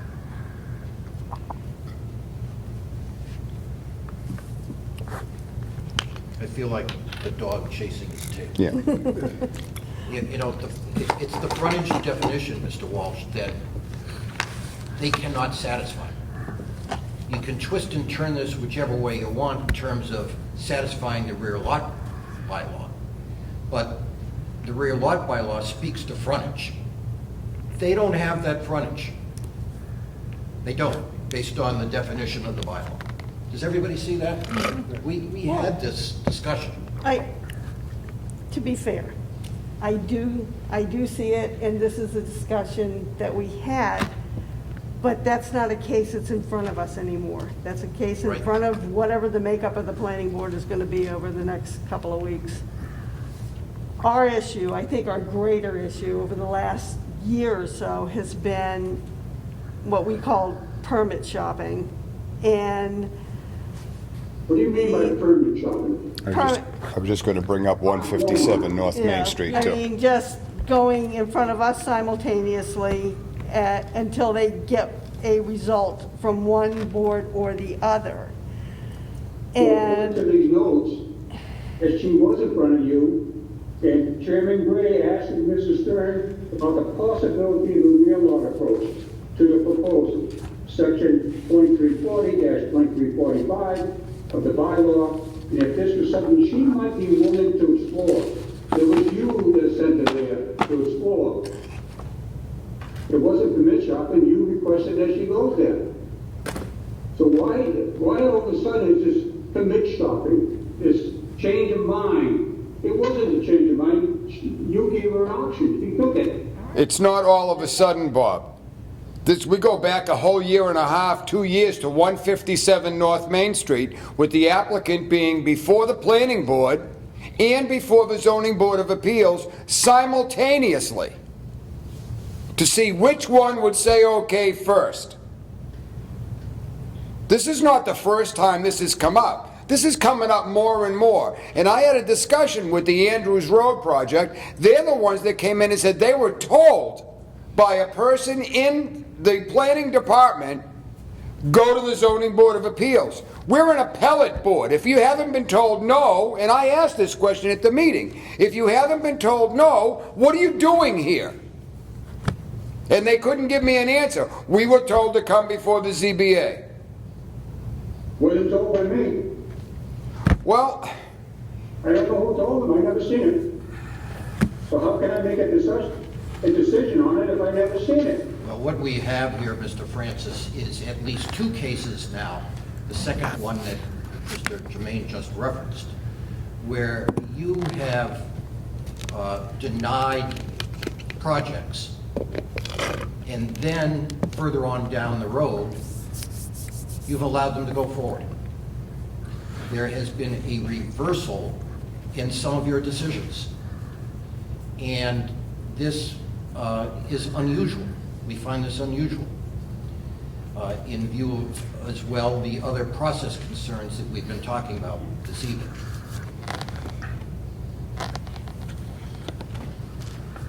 My thought is that once you make a decision, you stick with it. And if we say to somebody as a board or as an individual member, because you keep saying that I sent them over to the planning board, they have the option to go wherever they want. They knew that night they weren't going to get anywhere with us. That's So right. basically the comment was a tossed off comment. Well, you're not going to get anywhere here, but if you want to go over to the planning board and talk this out, be our guest. But you're not going to get any appellate relief here. And then what we hear next on that case, as well as the one that Mr. Jermaine just referenced correctly, is that denials issued by your office have been reversed and projects have been allowed to go through. The concern that I have, and maybe this is overly legalistic, and perhaps you can accuse me of that given what I do for a living and have done for so many years now, if the law says that a definition is such and such, then we can't stretch that because we either like the petitioner or we think the project is good for the town or because we think equities should allow it. The law is the law. We can't break the law, we can't stretch the law. So we've got to be compliant with those bylaws, even though we may be somewhat frustrated from time to time that they are perhaps too strict and we wish maybe that we could go a different way, but by golly, they are the law. We can't break the law, and I you can't didn't stretch see it. Piney Point until after it was presented to you. When it was presented to me, I looked at it that way. I was not aware of it until after the engineer took the paperwork, filed, and I never seen any of it until after he came to me after you people. And that's when I made my decision by the law, by 48, that it was a pre-existing structure that was being rebuilt. Until that point, I had no knowledge of it. Okay, well, we're on now to a slightly different issue, and that is, we're addressing these two cases where apparently decisions were made initially by your office, and then there was a reversal. Mr. Walsh, you're aware in both of these cases that the building department issued a permit and then refused to issue a permit and then reversed itself? Were you aware of that? So are we talking about Andrews Point? We're talking about Andrews Point and what was the other one? North Main Street. Yeah, 157. North Main Street was before my time. You were the planning director when North Main Street flew through. No. You were on that board the night that they unanimously passed that project. Well, I may have been on the board, but it was the first day on the job. You were there. You get to wear the hat. I was not part of that process. What And about we- the other case where the building permit was denied? It leaves here because the petitioner knew that it wasn't going to fly. She goes over to the planning board and the planning department. The building commissioner reverses his denial, and then the project goes through, Jim. Okay, we're talking the, Talking about the North Main Street. She kept No. it open here. The No, 157 North Forest Main? Forest Street, excuse me, Yeah, Forest Street. so just for the record, I had nothing to do with 157 North Main Street. I think there was a decision to sign on the first night I was with the town of Carver, so I had no participation in that. And then we had complaints from the applicant about how he got bounced around, this and that. Bob stood up and said, sorry, you're the one who made all the changes, and we were just reacting to your changes. So I think we just got to take 157 North Main Street off the table. No, we can't, because, Well, I have no control well, over that. Richard okay? Cirque was in front of us That's right. originally, and then when he got held up with us, he took it to the planning board, and he That's was right. meeting with the planning board and us concurrently That's right. for the exact same purpose, Mm-hmm. to put And- Oh Dear there. And town legal counsel had given a decision on what a craftsman, tradesman was, and that application. Yeah, the went planning board against overturned that. The legal decision of That's town right. council. Planning So board if anybody discounted had council's read the opinion. case- Wait, go ahead.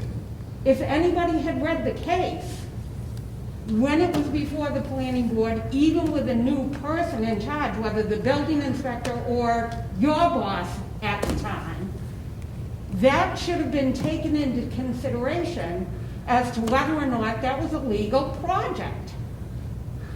Why would we have town council and then our own board go against what they said? I can't speak to that. I Well, wasn't. you know, my sense is, again, that there is, on the part of lay people sometimes, frustration with applying the law in instances where it would seem equity and fairness should allow something to happen. This is the hardest part of our job here, isn't it? Where we see something that we think is good for the town and appropriate, and we would like to see it happen, but by golly, the law gets in the way. And we have to comply with the law, otherwise there will be no rules. So if that means that there is a project from time to time that everybody likes, that would be good for the town, would be fair for the petitioner in a neighborhood, but it doesn't comply with the law, then so be it, we vote it down. I think we all agree on that, correct? We've done it. My sense is, and Mr. Walsh and Mr. Francis, please feel free to disagree with me, but my sense is that what happens and what has been happening, at least in the last year and a half, is that stuff leaves us that we're not comfortable with. It goes into the planning department or before the planning board, and it gets approved. Maybe because they think it's good for the town, or they like the petitioner, or it's going to bring in tax dollars, or something. But we have to be more cognizant of the rule of law here. That's my issue. So the question now becomes, what do we do about this? One thing that I think that's happened that's good, Mr. Walsh and Mr. Francis, is that we now have these denial letters that can get checked off and brought over to us on each case. Everybody agree with that? Absolutely. So that's a good change, so that we don't have a failure in process like we did on that other case tonight. We also need to begin to think about how to prevent this permit shopping, where someone comes before the zoning board and then either concurrently, as on that 157 North Main Street case, or subsequently goes before the planning board and gets something approved after the building department has said no, and then gets the building department to reverse. That's got to stop. What you gotta remember there is that during that course of time, the applicant changed the scope of the project 5 times. Which one, So Mr. it finally Francis? got to a point where he had a project that could be approved. 157 North Main. He kept changing the project. He was going to do rentals, he was going to do a small building, he was going to do a separate building. He was going to build birdhouses as a craftsman tradesman organization. He was going to connect the buildings and make it one building, and then he's going to not connect the building. We went back and forth 5 different projects, scopes, until we finally got one that complied to the bylaws. Okay, well, I take your point, but I So would... we can go by the last application, not all the versions between. I take your point, but I will say this, that under any application of that particular bylaw Yep. that defined the word tradesman, that project did not fit. It did not fit. He could have changed it 40 times, but it didn't fit under the definition of tradesman, and that's not just coming from me or the other board members here. That came from town council, It did. who was very firm about this. So it appears to me that something got off track here, and that something smells to me like people on the planning, in the planning process, and I'm not pointing fingers at anybody in particular, but in that planning process, felt that this was a good guy and it was a decent project, and by golly, we should let it happen. And to hell with the bylaws. That's not what happened. Well, It fell under et cetera. it fell under et cetera. That's right, it did. And then we changed the bylaw. And then we changed the We took that bylaw. out. And now, I want to turn the meeting That's over right, we did. briefly. I want to turn the meeting over briefly to Ms. Mello, because this particular tradesman bylaw has come up again, much to our concern. She's done some research on this. Can you speak to that, Ms. Mello? The project again on Forest Street. 2 buildings on 1 lot, which was passed on May 26th was the initial meeting. I think June 3rd was the second meeting. And so out front is a fertilizer company, 7,400 square feet. Second building in the back on this lot, 5,200 square feet under a tradesman craftsman, okay? The fertilizer company, it's 5 days in the tradesman craftsman. The fertilizer company is renting 3 of those days. And very specifically on the May 26th meeting, it was stated that they would not be mixing their chemicals, which is how 157 Main Street got allowed under the tradesman craftsman, because they were going to be creating something. The May 26th meeting said, no chemicals will be mixed, only storage. So how do they get in there under a tradesman craftsman? Oh, they're not the planning board. I mean, neither one of them would have voted on that if the planning board made that vote. So the front building is Nutrien, which is now currently over on Plymouth Street, and they're relocating over to this location. So part of the space is retail to sell fertilizers and other agricultural chemicals to the agricultural industry. And then the other building, yes, designers, craftsmen, tradesmen. And I admit that I have a little problem because, you know, with this definition, because is it truly a craftsman tradesman building or is it a contractor bay? So I think, and you know, maybe That's Bob, what you we're agree at. too, That's- is to clarify, you know, more clarification to this whole craftsman tradesman. Because you look at the definition, it kind of says one kind of thing, and then, It you know. says jewelry maker, Right. Well, frame maker. right, so, you know, so what really constitutes a craftsman tradesman, you know? I mean, but that's. The way that's it seems- not really a zoning board discussion. It's more like if those are public hearings, then interested people who are concerned about what the town is determining is a craftsman, tradesman, those are things people should attend. Right, but because of the COVID, Right, everything that's has right. been very They didn't, difficult. that's right. Even watching the meeting Oh, right, of May they did. 26th, Right. it was painful. And I would say as well, that there already is a very detailed legal opinion that's available to the planning department on the issue of what a tradesman is. Yeah. This is not ground that we haven't covered before. So, again, my concern, my specific concern, Mr. Walsh and Mr. Francis, is that decisions get made, they come before us, we indicate reluctance to give the relief requested, they get bounced back, and then the projects get approved. And they've been approved in instances where opinions of town council have been ignored.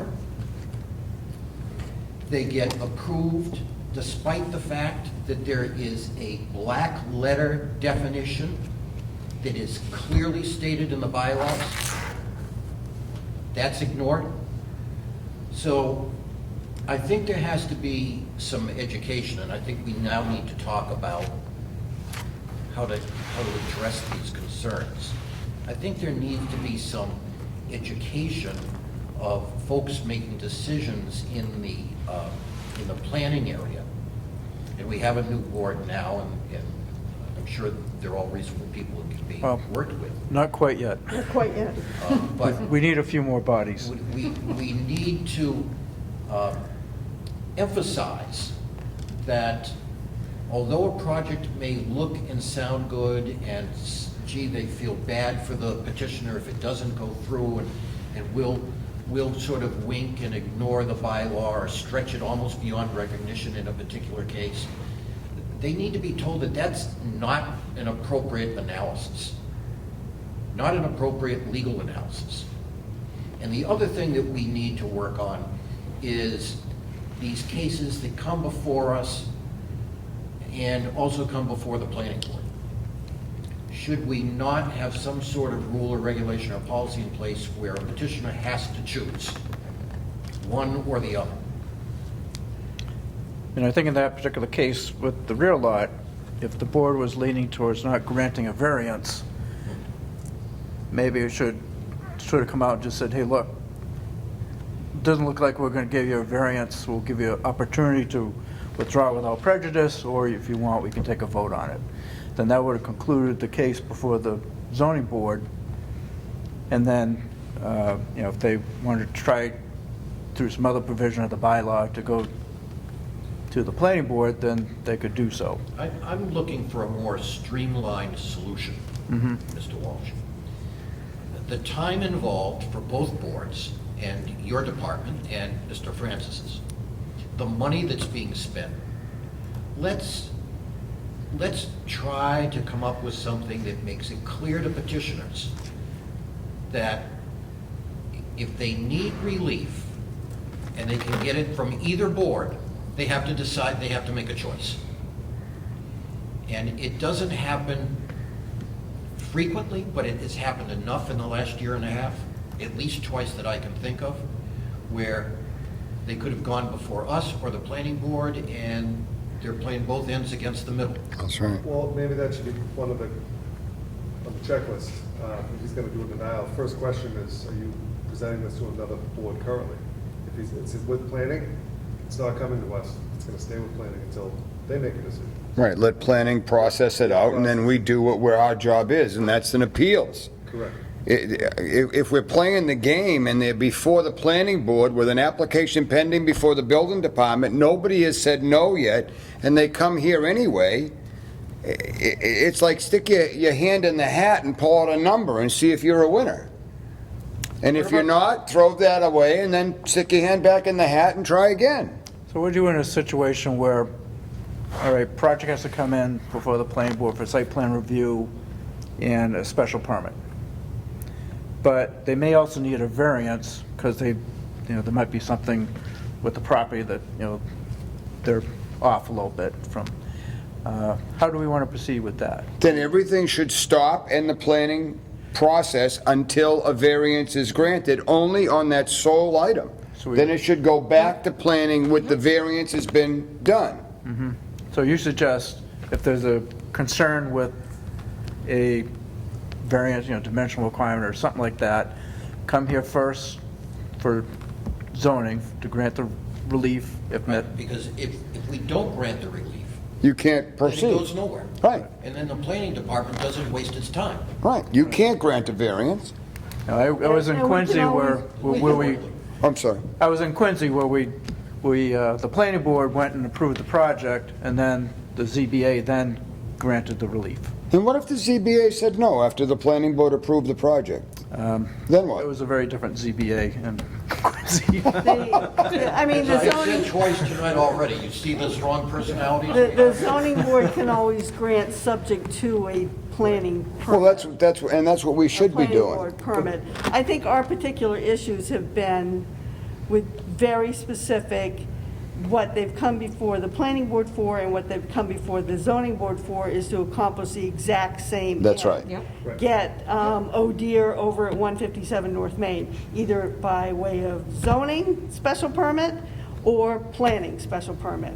The other solar case, too. And the solar case was the same thing, but the solar case in through a special permit through a variance through us, or declaration of a rear lot through planning. It was to accomplish the exact same thing.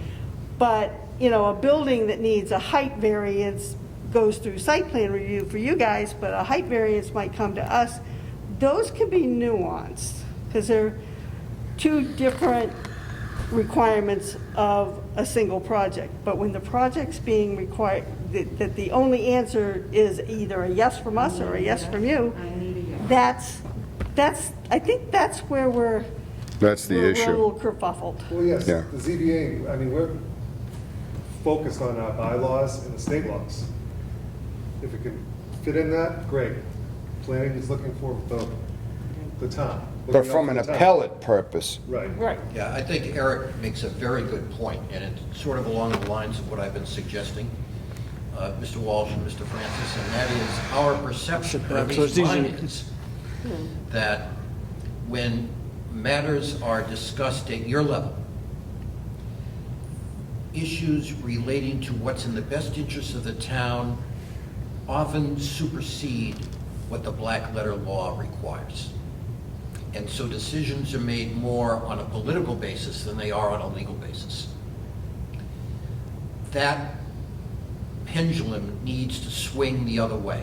There has to be a recognition that, okay, maybe it's good for the town, but gee, this doesn't fit within our bylaws. Yeah, there could be ramifications down the road also. There could be Well, it's ramifications always down the road as well. the next guy. Expensive for the town. Yes. That's right. So The precedent. we've got to get some education out there amongst your folks as well as the planning board. Hey, look, we're sitting up here, we're at an appellate level. We're getting the stuff that's coming up the chute from you guys. And it's, the last year and a half, it's been odd. This is not one or two cases. We've already talked about 4 or 5 just in this discussion, some of which you may not have known too much about. But this can't keep happening. this should not keep happening. So education, how do we do this? Do we have some sort of meeting with the folks in your department and or the planning board? What are the thoughts there about that? Why couldn't a volunteer perhaps get with Jim, Deb, Bob, and work on that initial application, denial, acceptance? We can tie it in with site plan review, because honestly and truly, you guys know the moment somebody opens a plan up in front of you, and you look at it, you know whether it's going to require a variance right away or not. You know whether it's going to need a variance from conservation, and you know whether it's going to need a variance from ZBA. It either conforms with lot size or frontage or whatever the requirements are, or wetlands, and you tell the applicant, well, you know, this is going to have to go to conservation because you need a variance for this whole parcel over here, and then you know that it's going to have to go to ZBA because this doesn't fit in either. So at that point, they've been told they can file their notice with conservation. Everything should stop in your department until they've then gone through, after you tell them why, the denial letter.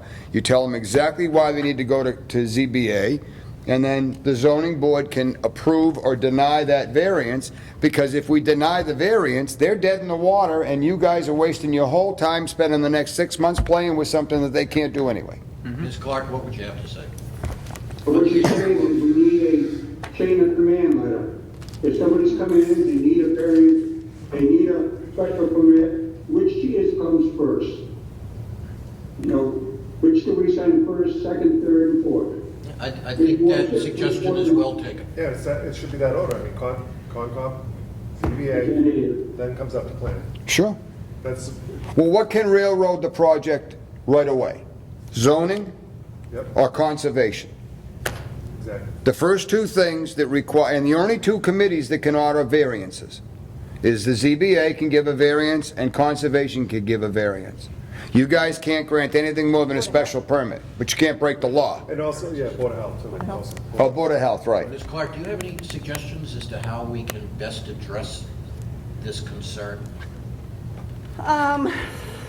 Years ago, when this came up before, again, a previous building commissioner, Michael Mendoza, put together a really good packet that contained a denial letter form, which had to be signed by him, which had to be present to all applications. He streamlined the application. There was a information letter that went with it, and like the building commissioner on his denial letter Michael would specify the exact. Well, you have that in front of you. I gave that to you this last case. Yes, you did. For what? And I wasn't aware of that being in the paperwork Oh, until that was brought up to me. Until that time, I had never seen that denial letter. Yeah, we haven't seen one in a while. That file. And I wasn't aware that the town had that until Debbie found it in the back paperwork. Well, I think Maybe we're working in the right direction now. I think that was a good place to start, because prior to Michael doing that, it was the same kind of disarray when Yeah. it got to, and I've been on this board for 25 years, so. And I've been doing building inspecting for 44. But It's got you beat. Yeah, you got me beat. I am not sticking around here for another 24 years. been doing this for 44 years. And just as a, I've never had problems like this before. We're just trying to get That letter was not shown to me until the last meeting. I had no knowledge of it. Okay, well, that's a mistake. That was a mistake in the building department, because they've certainly been there. Some of those staff members have certainly been there, and we've seen them before. They just kind of dropped off. And we didn't get a case for a year and a half, almost. So we went through a long dry spell. But that's a good place to start. Go back and let's re-examine that entire packet. As soon as I found it, we used it. Okay. Yeah, it should be a checklist. No, if I didn't know about it, I can't Yeah, do that's, anything about it. you need Concom? Have you done that yet? Right. Okay, stop, Right. go see them. Right. Usually that's the first stop, really. Stop. Yeah. Just a point of interest to the board, we are working on an e-permitting system, and Oh, God help us. Is that going along with? part of that application? hopefully I'm will excited, help Mr. Walsh. help with permit tracking and stages where things are at within the process. Okay, good. I talked to 10 different communities, and, there are 2 different systems out there, but those that have them are very pleased with their systems. Oh, I'm absolutely on board with that. I'm absolutely on Right, board you with sound that. like you weren't. No, I am. The learning curve will be, Right, that's going to be, interesting, Yeah. but I'm on board with it because it eliminates the possibility of ridiculous errors and takes away all the questions about good old boy stuff. So it makes life a little bit easier. right, so, So let's do this in the form of a motion.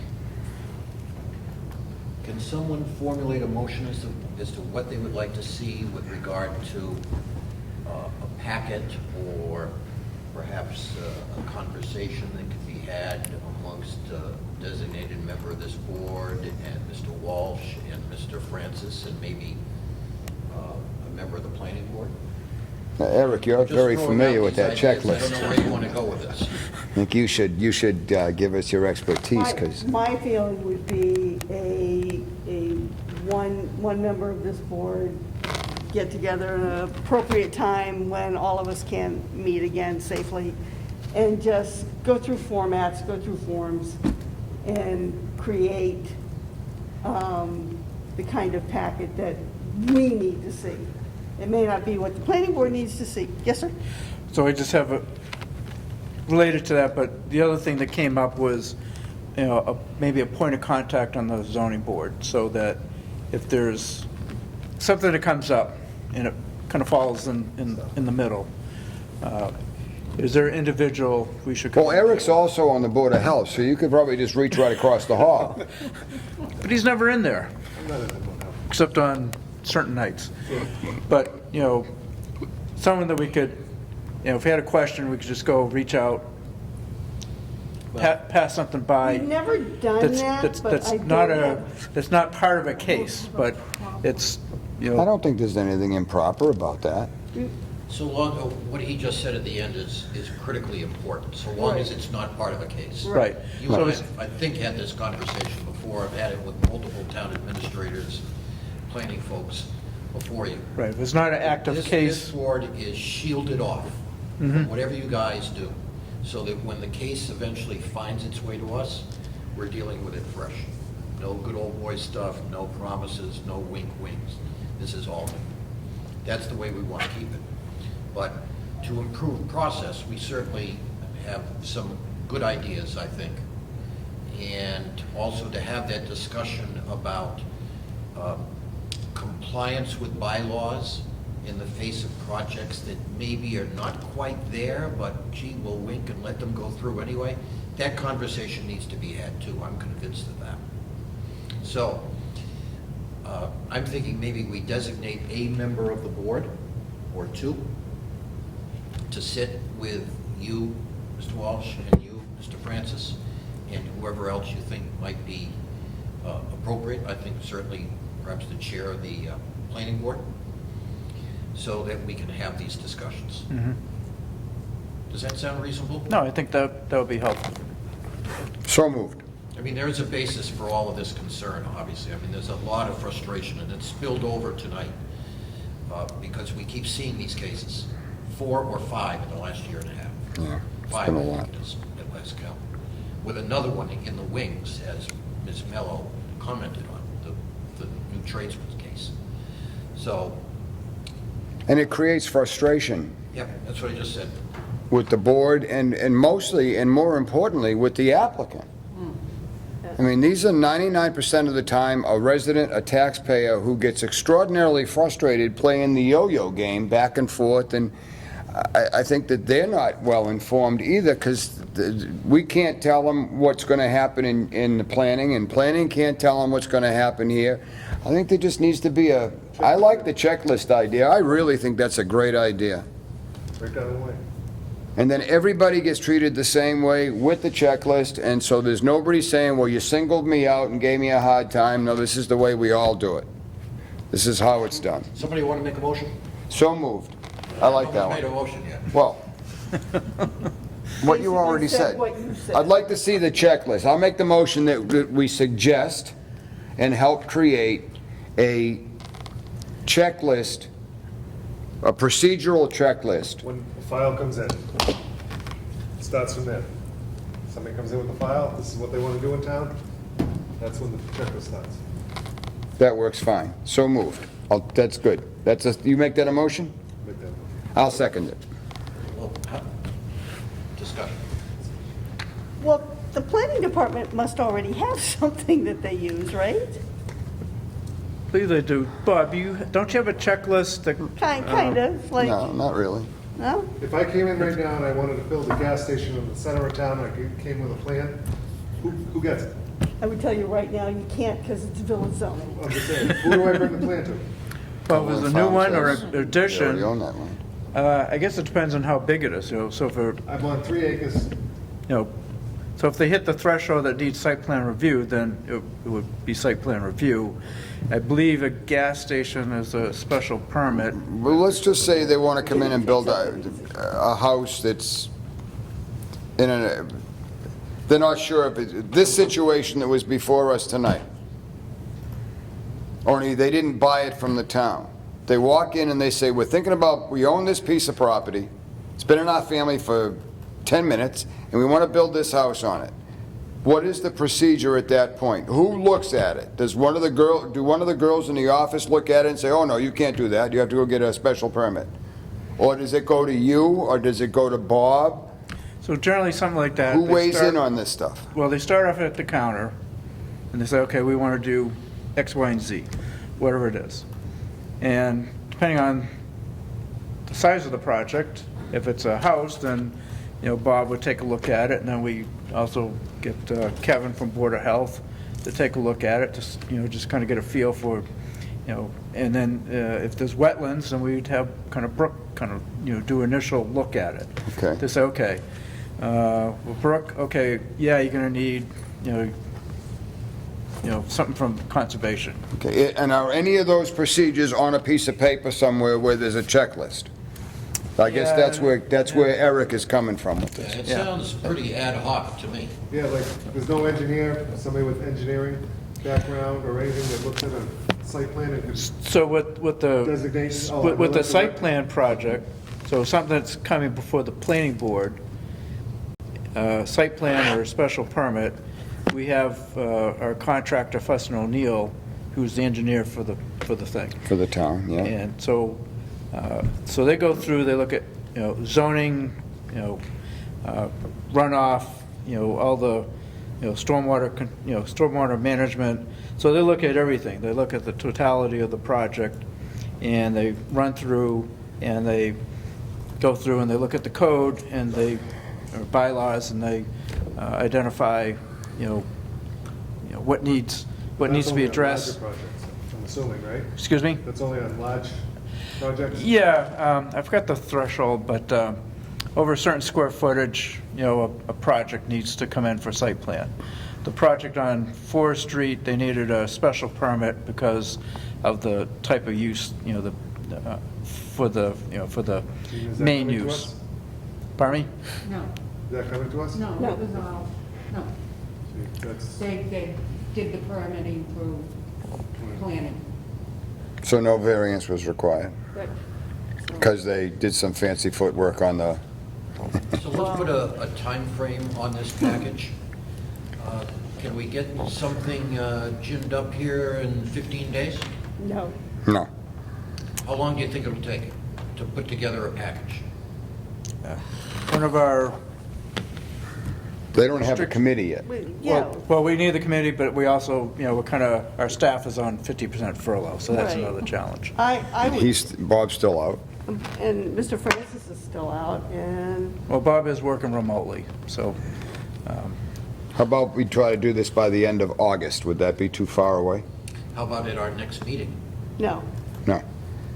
You don't know Wait, our next let's, meeting? wait. We don't know when. First, shall we pick the two people? Because if it's me, I'm going to tell you when I'll let you know when I can. Well, it's not going to be you, so don't worry. When, young lady, are you available?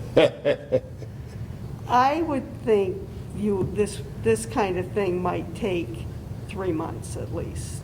At least. Why? Why? I'm curious, why? I think Aaron, it's- too. Because there's a lot of people involved in this. You got to get everybody There's a lot on of moving board. parts, and if some. She's right. I mean, if we're coming at it from the zoning, to be fair, you know, it's got to be coming from the planning department too, as to what they need versus what we need versus what, something that will help everybody in the town hall versus a one-stop shopping. And Conservation's got to get on board. I could write down what, you know, zoning would want to see, but that may not be what planning Right. and conservation and. But that would be helpful, that would be a good start to, okay, this is what we want to see. Yeah. And then we can figure out, you know, working with, you So know, basically, you're gonna do two checklists. One, what is needed to present a case to the Board of Appeals, and the other one is priority. If a case has to go in front of the Board of Appeals, in the planning board, in the conservation, which order do they go in? That's the important thing. I think we only need the one checklist, Bob. I think if we just, it's a simple procedure. I think priority is a good idea too. Yeah, You have conservation. to know where to go Yeah, first. conservation, sure. Well, yeah, whatever we can do to have continuity and make it a little bit easier for everybody involved. I think that the frustration, again, comes from the helter-skelter kind of a, Phrasing and track would be a good thing to do, because it's very confusing when you're trying to figure it out. yeah. You know, some other towns have a lot better bylaws that you can understand easier. And every time I try to call to clarify a bylaw, I get no help. And that's difficult at times. You know, maybe a application meeting to make sure everything is covered correctly before the applicant is filled out. I'm not sure. It just, it'd be interesting to have a little bit of communication. And that's all things that need to be worked out, and which is why I'm thinking 3 months at least. But that would be, maybe I was. I have to check out this for a building permit, where I hand it to them, it's got 15 things they need to do before I accept the permit. And they know what they gotta do, and they bring it in. He's right. so that's, Right, see, that's not we even have, something I know. so we have that, you'll have your list. But the problem is, We're gonna put you on the the spot. chairman's correct, though. We can't look at a plan and say, yeah, maybe we'll give this a go. We don't have that luxury because of the appellate, because of the appeals. It's gonna be black and white. I Yeah. mean, we don't even look at I the mean, even master plan. conservation can look at something and say, you know, yeah, this would probably fly, why don't you bring it before us and then we can discuss it. So they don't, you know, we don't have that luxury. You guys have far more give in that than I think we do. I think our, you know, the checklist is just really to define it. So if it's obvious it has to come before zoning, then everything else for the time being should be put on hold until zoning deals with it. Just like you'd put it on hold until conservation dealt with it, because the project's dead in the water if conservation says no. And that's the simple procedure. I mean, does it have conservation issues? It goes there first. Everything else is on hold. Sure. If there are setbacks, zoning issues. then Same with after that. Conservation signs off, it moves forward. Same with a house. You guys at the Board of Health sit back and say, there's no way you can put a septic system on this lot, then all this other work is for naught, because you can't have what you want. So I think that's just it. It's just the flow chart. All right, so do we have a motion? We have one This- of us, And that is? Eric's. yours. I think we can change the wording and just call it you want to call it a flow chart, you call it a list, you can do however you want to do it. Which was good. And what is it about the flow chart? Make a motion. Well, there is a motion on the floor, Mr. Chairman. Can you repeat it for me? No, actually, I can't. Kelly, can you read it back? Do you have, It was what you said. yeah, it was, no. Actually, it was what Eric's. Well, yeah, the flow chart is, it's gonna distinguish the process when a plan comes into the town for approval to move forward on a project, the steps it follows board to board before it gets. Withdraw your original motion. I withdraw my original motion, whatever that was. Okay, you too. Okay. Okay, now we can start from scratch, right? So, make a motion Make a motion. that we suggest a flow chart Be created. Be to provide, created. be created to provide continuity between the various departments And boards. And boards, and boards, Working in conjunction with, working in conjunction with, you getting this, Kelly? The planning department. Planning department. Planning Department, Conservation Commission, Board of Health, and Zoning Board of Appeals. Anybody else involved? a designee. A designee. And that this flow chart is to be created within how many days? 20 minutes, 90 90 days. Plus or minus. Okay. Was that my motion or yours? This is, It needs a second. Didn't? Second, please. Second. You'll second? I'll second your Whose motion. motion was It's it? my motion, I guess, now, and Eric's going to second it. You're going to be All in favor? deleting all kinds of stuff. Okay. So that piece is done. And then I think we should have, Motion to adjourn? no, we've got a couple of other things. I think we Tried. should have an earlier contact with the planning department and a representative of the planning board to discuss appropriate application of bylaws. Let's keep it general. I think everybody understands what I'm saying. Appropriate application? Application of the bylaws of the town. Okay. Do you understand? Yes. You want that to be a motion? I'll make that motion. I'll second that motion. And the meeting, I'm well, sorry. let me add to Chairman that. Gray, can you just back up? You made a motion, what was the first part? It was a little scattered. He forgot already. Before appropriate application of the bylaw. So you want It to, planning was department and planning board. Planning Department and Planning Board. That So- that a Designees. representative of the zoning board meet with the planning department and a member of the planning board to discuss appropriate application of bylaws. That's correct. There you go. that's, And that was seconded by me. And that meeting to be within 30 days. well, it depends on who the designee is. Well, it's going to be you. All in favor? Aye. Aye. Did I get a second on that? I'll Yeah, second that. I seconded Oh, it. you did, sorry. All in favor? Sneeze was a yes. Yeah, that's, was in favor. All right. Now we have to choose a designee. I nominate Sharon Clark. You're the one that's been around for 400 years. Why would it be you, Steve? It could be me. I think it should be you. Yeah. You draw your nomination. I withdraw my nomination. I nominate Stephen Gray. Second. Why do you think it should be me? Because you are. I don't the- speak for any of you. Well, first off, No, but you're it's the chairman of our Chairman of the board. board. Well, maybe not. We're reorganizing next month, aren't we? Yes, we are. Well, we always put the wise guy down at the end of the table. Eric's See? you do is- Your turn.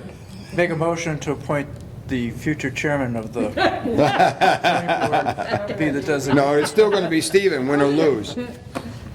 I think that honestly and truly, being the new kid on the block here, and I'm well aware that everybody has much more experience at this than I do, but you and Sharon are both extraordinarily adept in the current zoning bylaws. Sure, let's you and I do it together. All right? There you go. I like that a lot. That's great. That works. Who's going to make that motion? I'll make that motion. Who's going to second it? Second, So Stephen Gray and Sharon Clark jointly, We'll meet within 30 days with the planning, representatives of the planning Sharon, I department tried. and a representative of the new planning board Yeah. to Tuesday discuss was nice. appropriate representative. application of the bylaws. All in favor? Aye. You okay with that, Jim? Yeah, no, I think that was one of my suggestions is that I would have made, but was maybe there needs to be a meeting. Well, I know that Bruce would be on board with it. and Yeah. You got some Have a new guys discussion. coming on planning that have no clue, really no planning board experience, so this would be a good time to have this once they get, they get on. Now, Mr. Walsh, you sent something to me today that I could not get on the agenda within 48 hours, but that's okay. Can you address the board with regard to that question? Oh, I believe it was, Cell phone tower question. right, the cell phone, yeah, it's, trying to remember the address, I believe it was 62A Wenham Road. And many years ago, the zoning board of appeals had approved, I guess, the siting of a tower on Wenham Road. And the original owner of the tower has now sold it to a new party. And the new party wants to pay the removal bond. And so their question they contacted me first, and then they sent a letter, and they want to know if the board would like that in the form of a bond, or if they want to have it in the form of a letter of credit, a surety bond or a letter of credit. Folks, what's your preference? I defer that to the town administrator. Yeah, and they can ask council. Yeah, that's, Because I did talk to finance, and then they said, well, it's really up to the board, because they're the ones who initially That's true. approved it. Perhaps we could get some input from the town administrator Okay. and the treasurer's office. yeah, I mean, what do they prefer? I would think a surety is more I would think. permanent than a letter of credit that can be withdrawn. Or the business, they could go out of business. Sure. I mean, personally, I think a surety is the only way to go because it's covered by, it's an insurance company. You know, a letter of credit, First one's 10,000. I could be a deadbeat next year. So Jim, could you reach out to those folks, town administrator's office and the treasurer's office, see what their preference is, and then report back to me? Sure. We'll take this up at our next meeting. And Okay. Can you get a copy?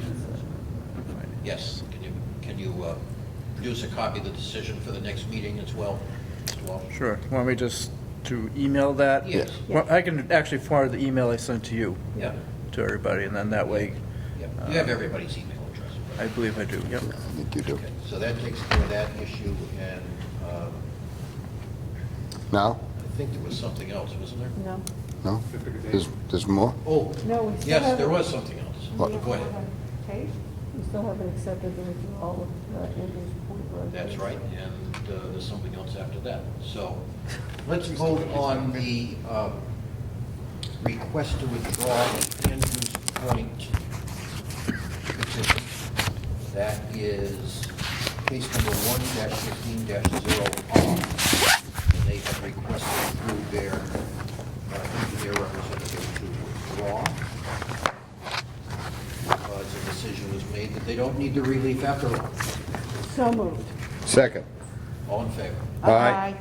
So And just a side note, Mr. Chairman, on Andrews Point, just so the board knows that on May 20th, Conservation voted 4-0 to grant a variance to build as drawn on their drawings. And the only requirement was that they do not change or increase or decrease the existing grade. That was it. So Conservation had no problems with it being right on top of the pond. To next talk about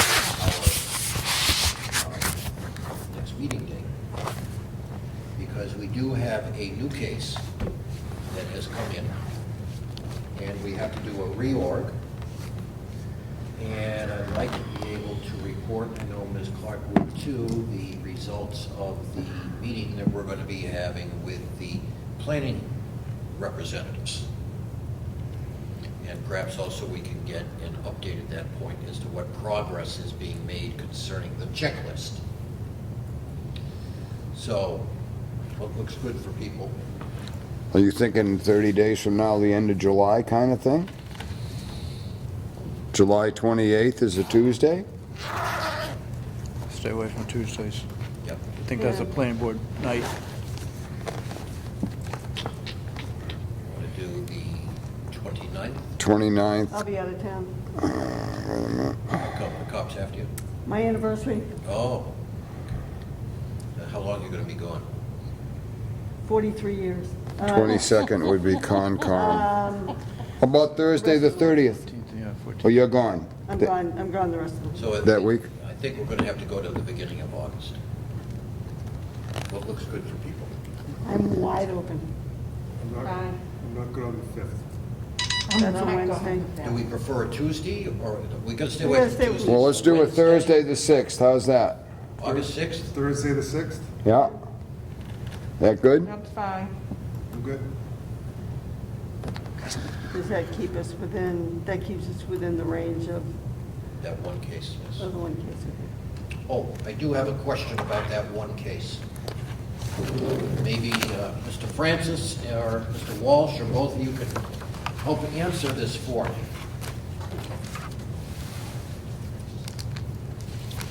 So it is August 6th, that was decided on?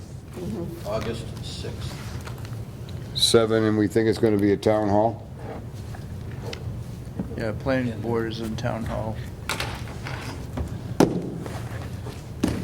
So, Here's my question before we vote on the date. This new application that came to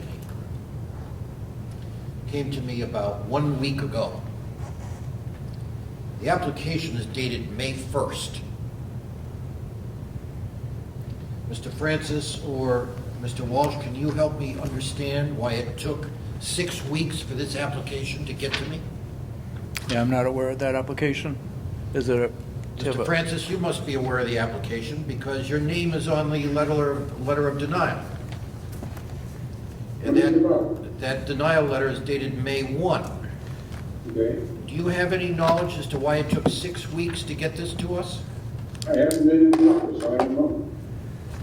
The only thing I can think of is that Jill Martins is the secretary, She's been furloughed. board. She's, well, not furloughed, but she was, in addition to that, she was out on bereavement. And so it may have been on her desk, and no one picked it up, no one else in the office. I 8 weeks. understand what you're saying, but again, for me, this sort of dovetails with the rest of our concerns as to process that we've expressed tonight, and I need not go through this again, but there's really no reason why this should be sitting around for 6 weeks before it gets to the chair of the board that has to hear the case. Nope, that's understandable. What time was it stamped? I don't have a stamp on it. I never got a stamp on it. It doesn't have it stamped by the town clerk? I don't have it. Because that's what starts the Chapter 48 clock ticking. Right. Interesting. So we are, Actually, all applications to the zoning board have to be stamped by the town clerk. right. We have statutory time. Are we on, limits. are we on the You're 6th? aware. This is not stamped, August. but it is Yeah. dated May 1st. And the letter of denial is dated May 1st. What's the name of the case? Doherty, Doherty? yeah. The address is 3 Watson Street.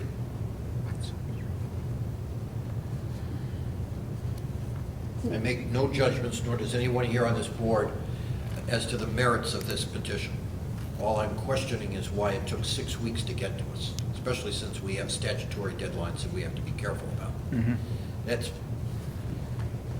in my view, that is not right.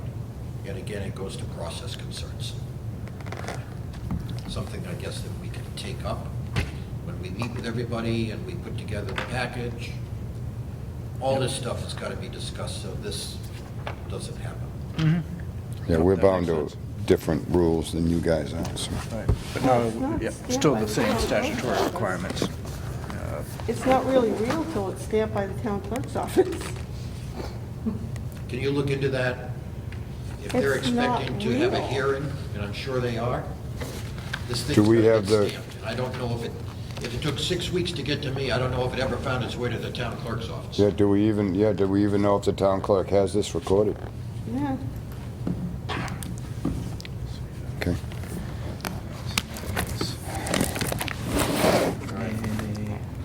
Anybody have anything else? Motion to adjourn? Second? Second. All in favor? Aye.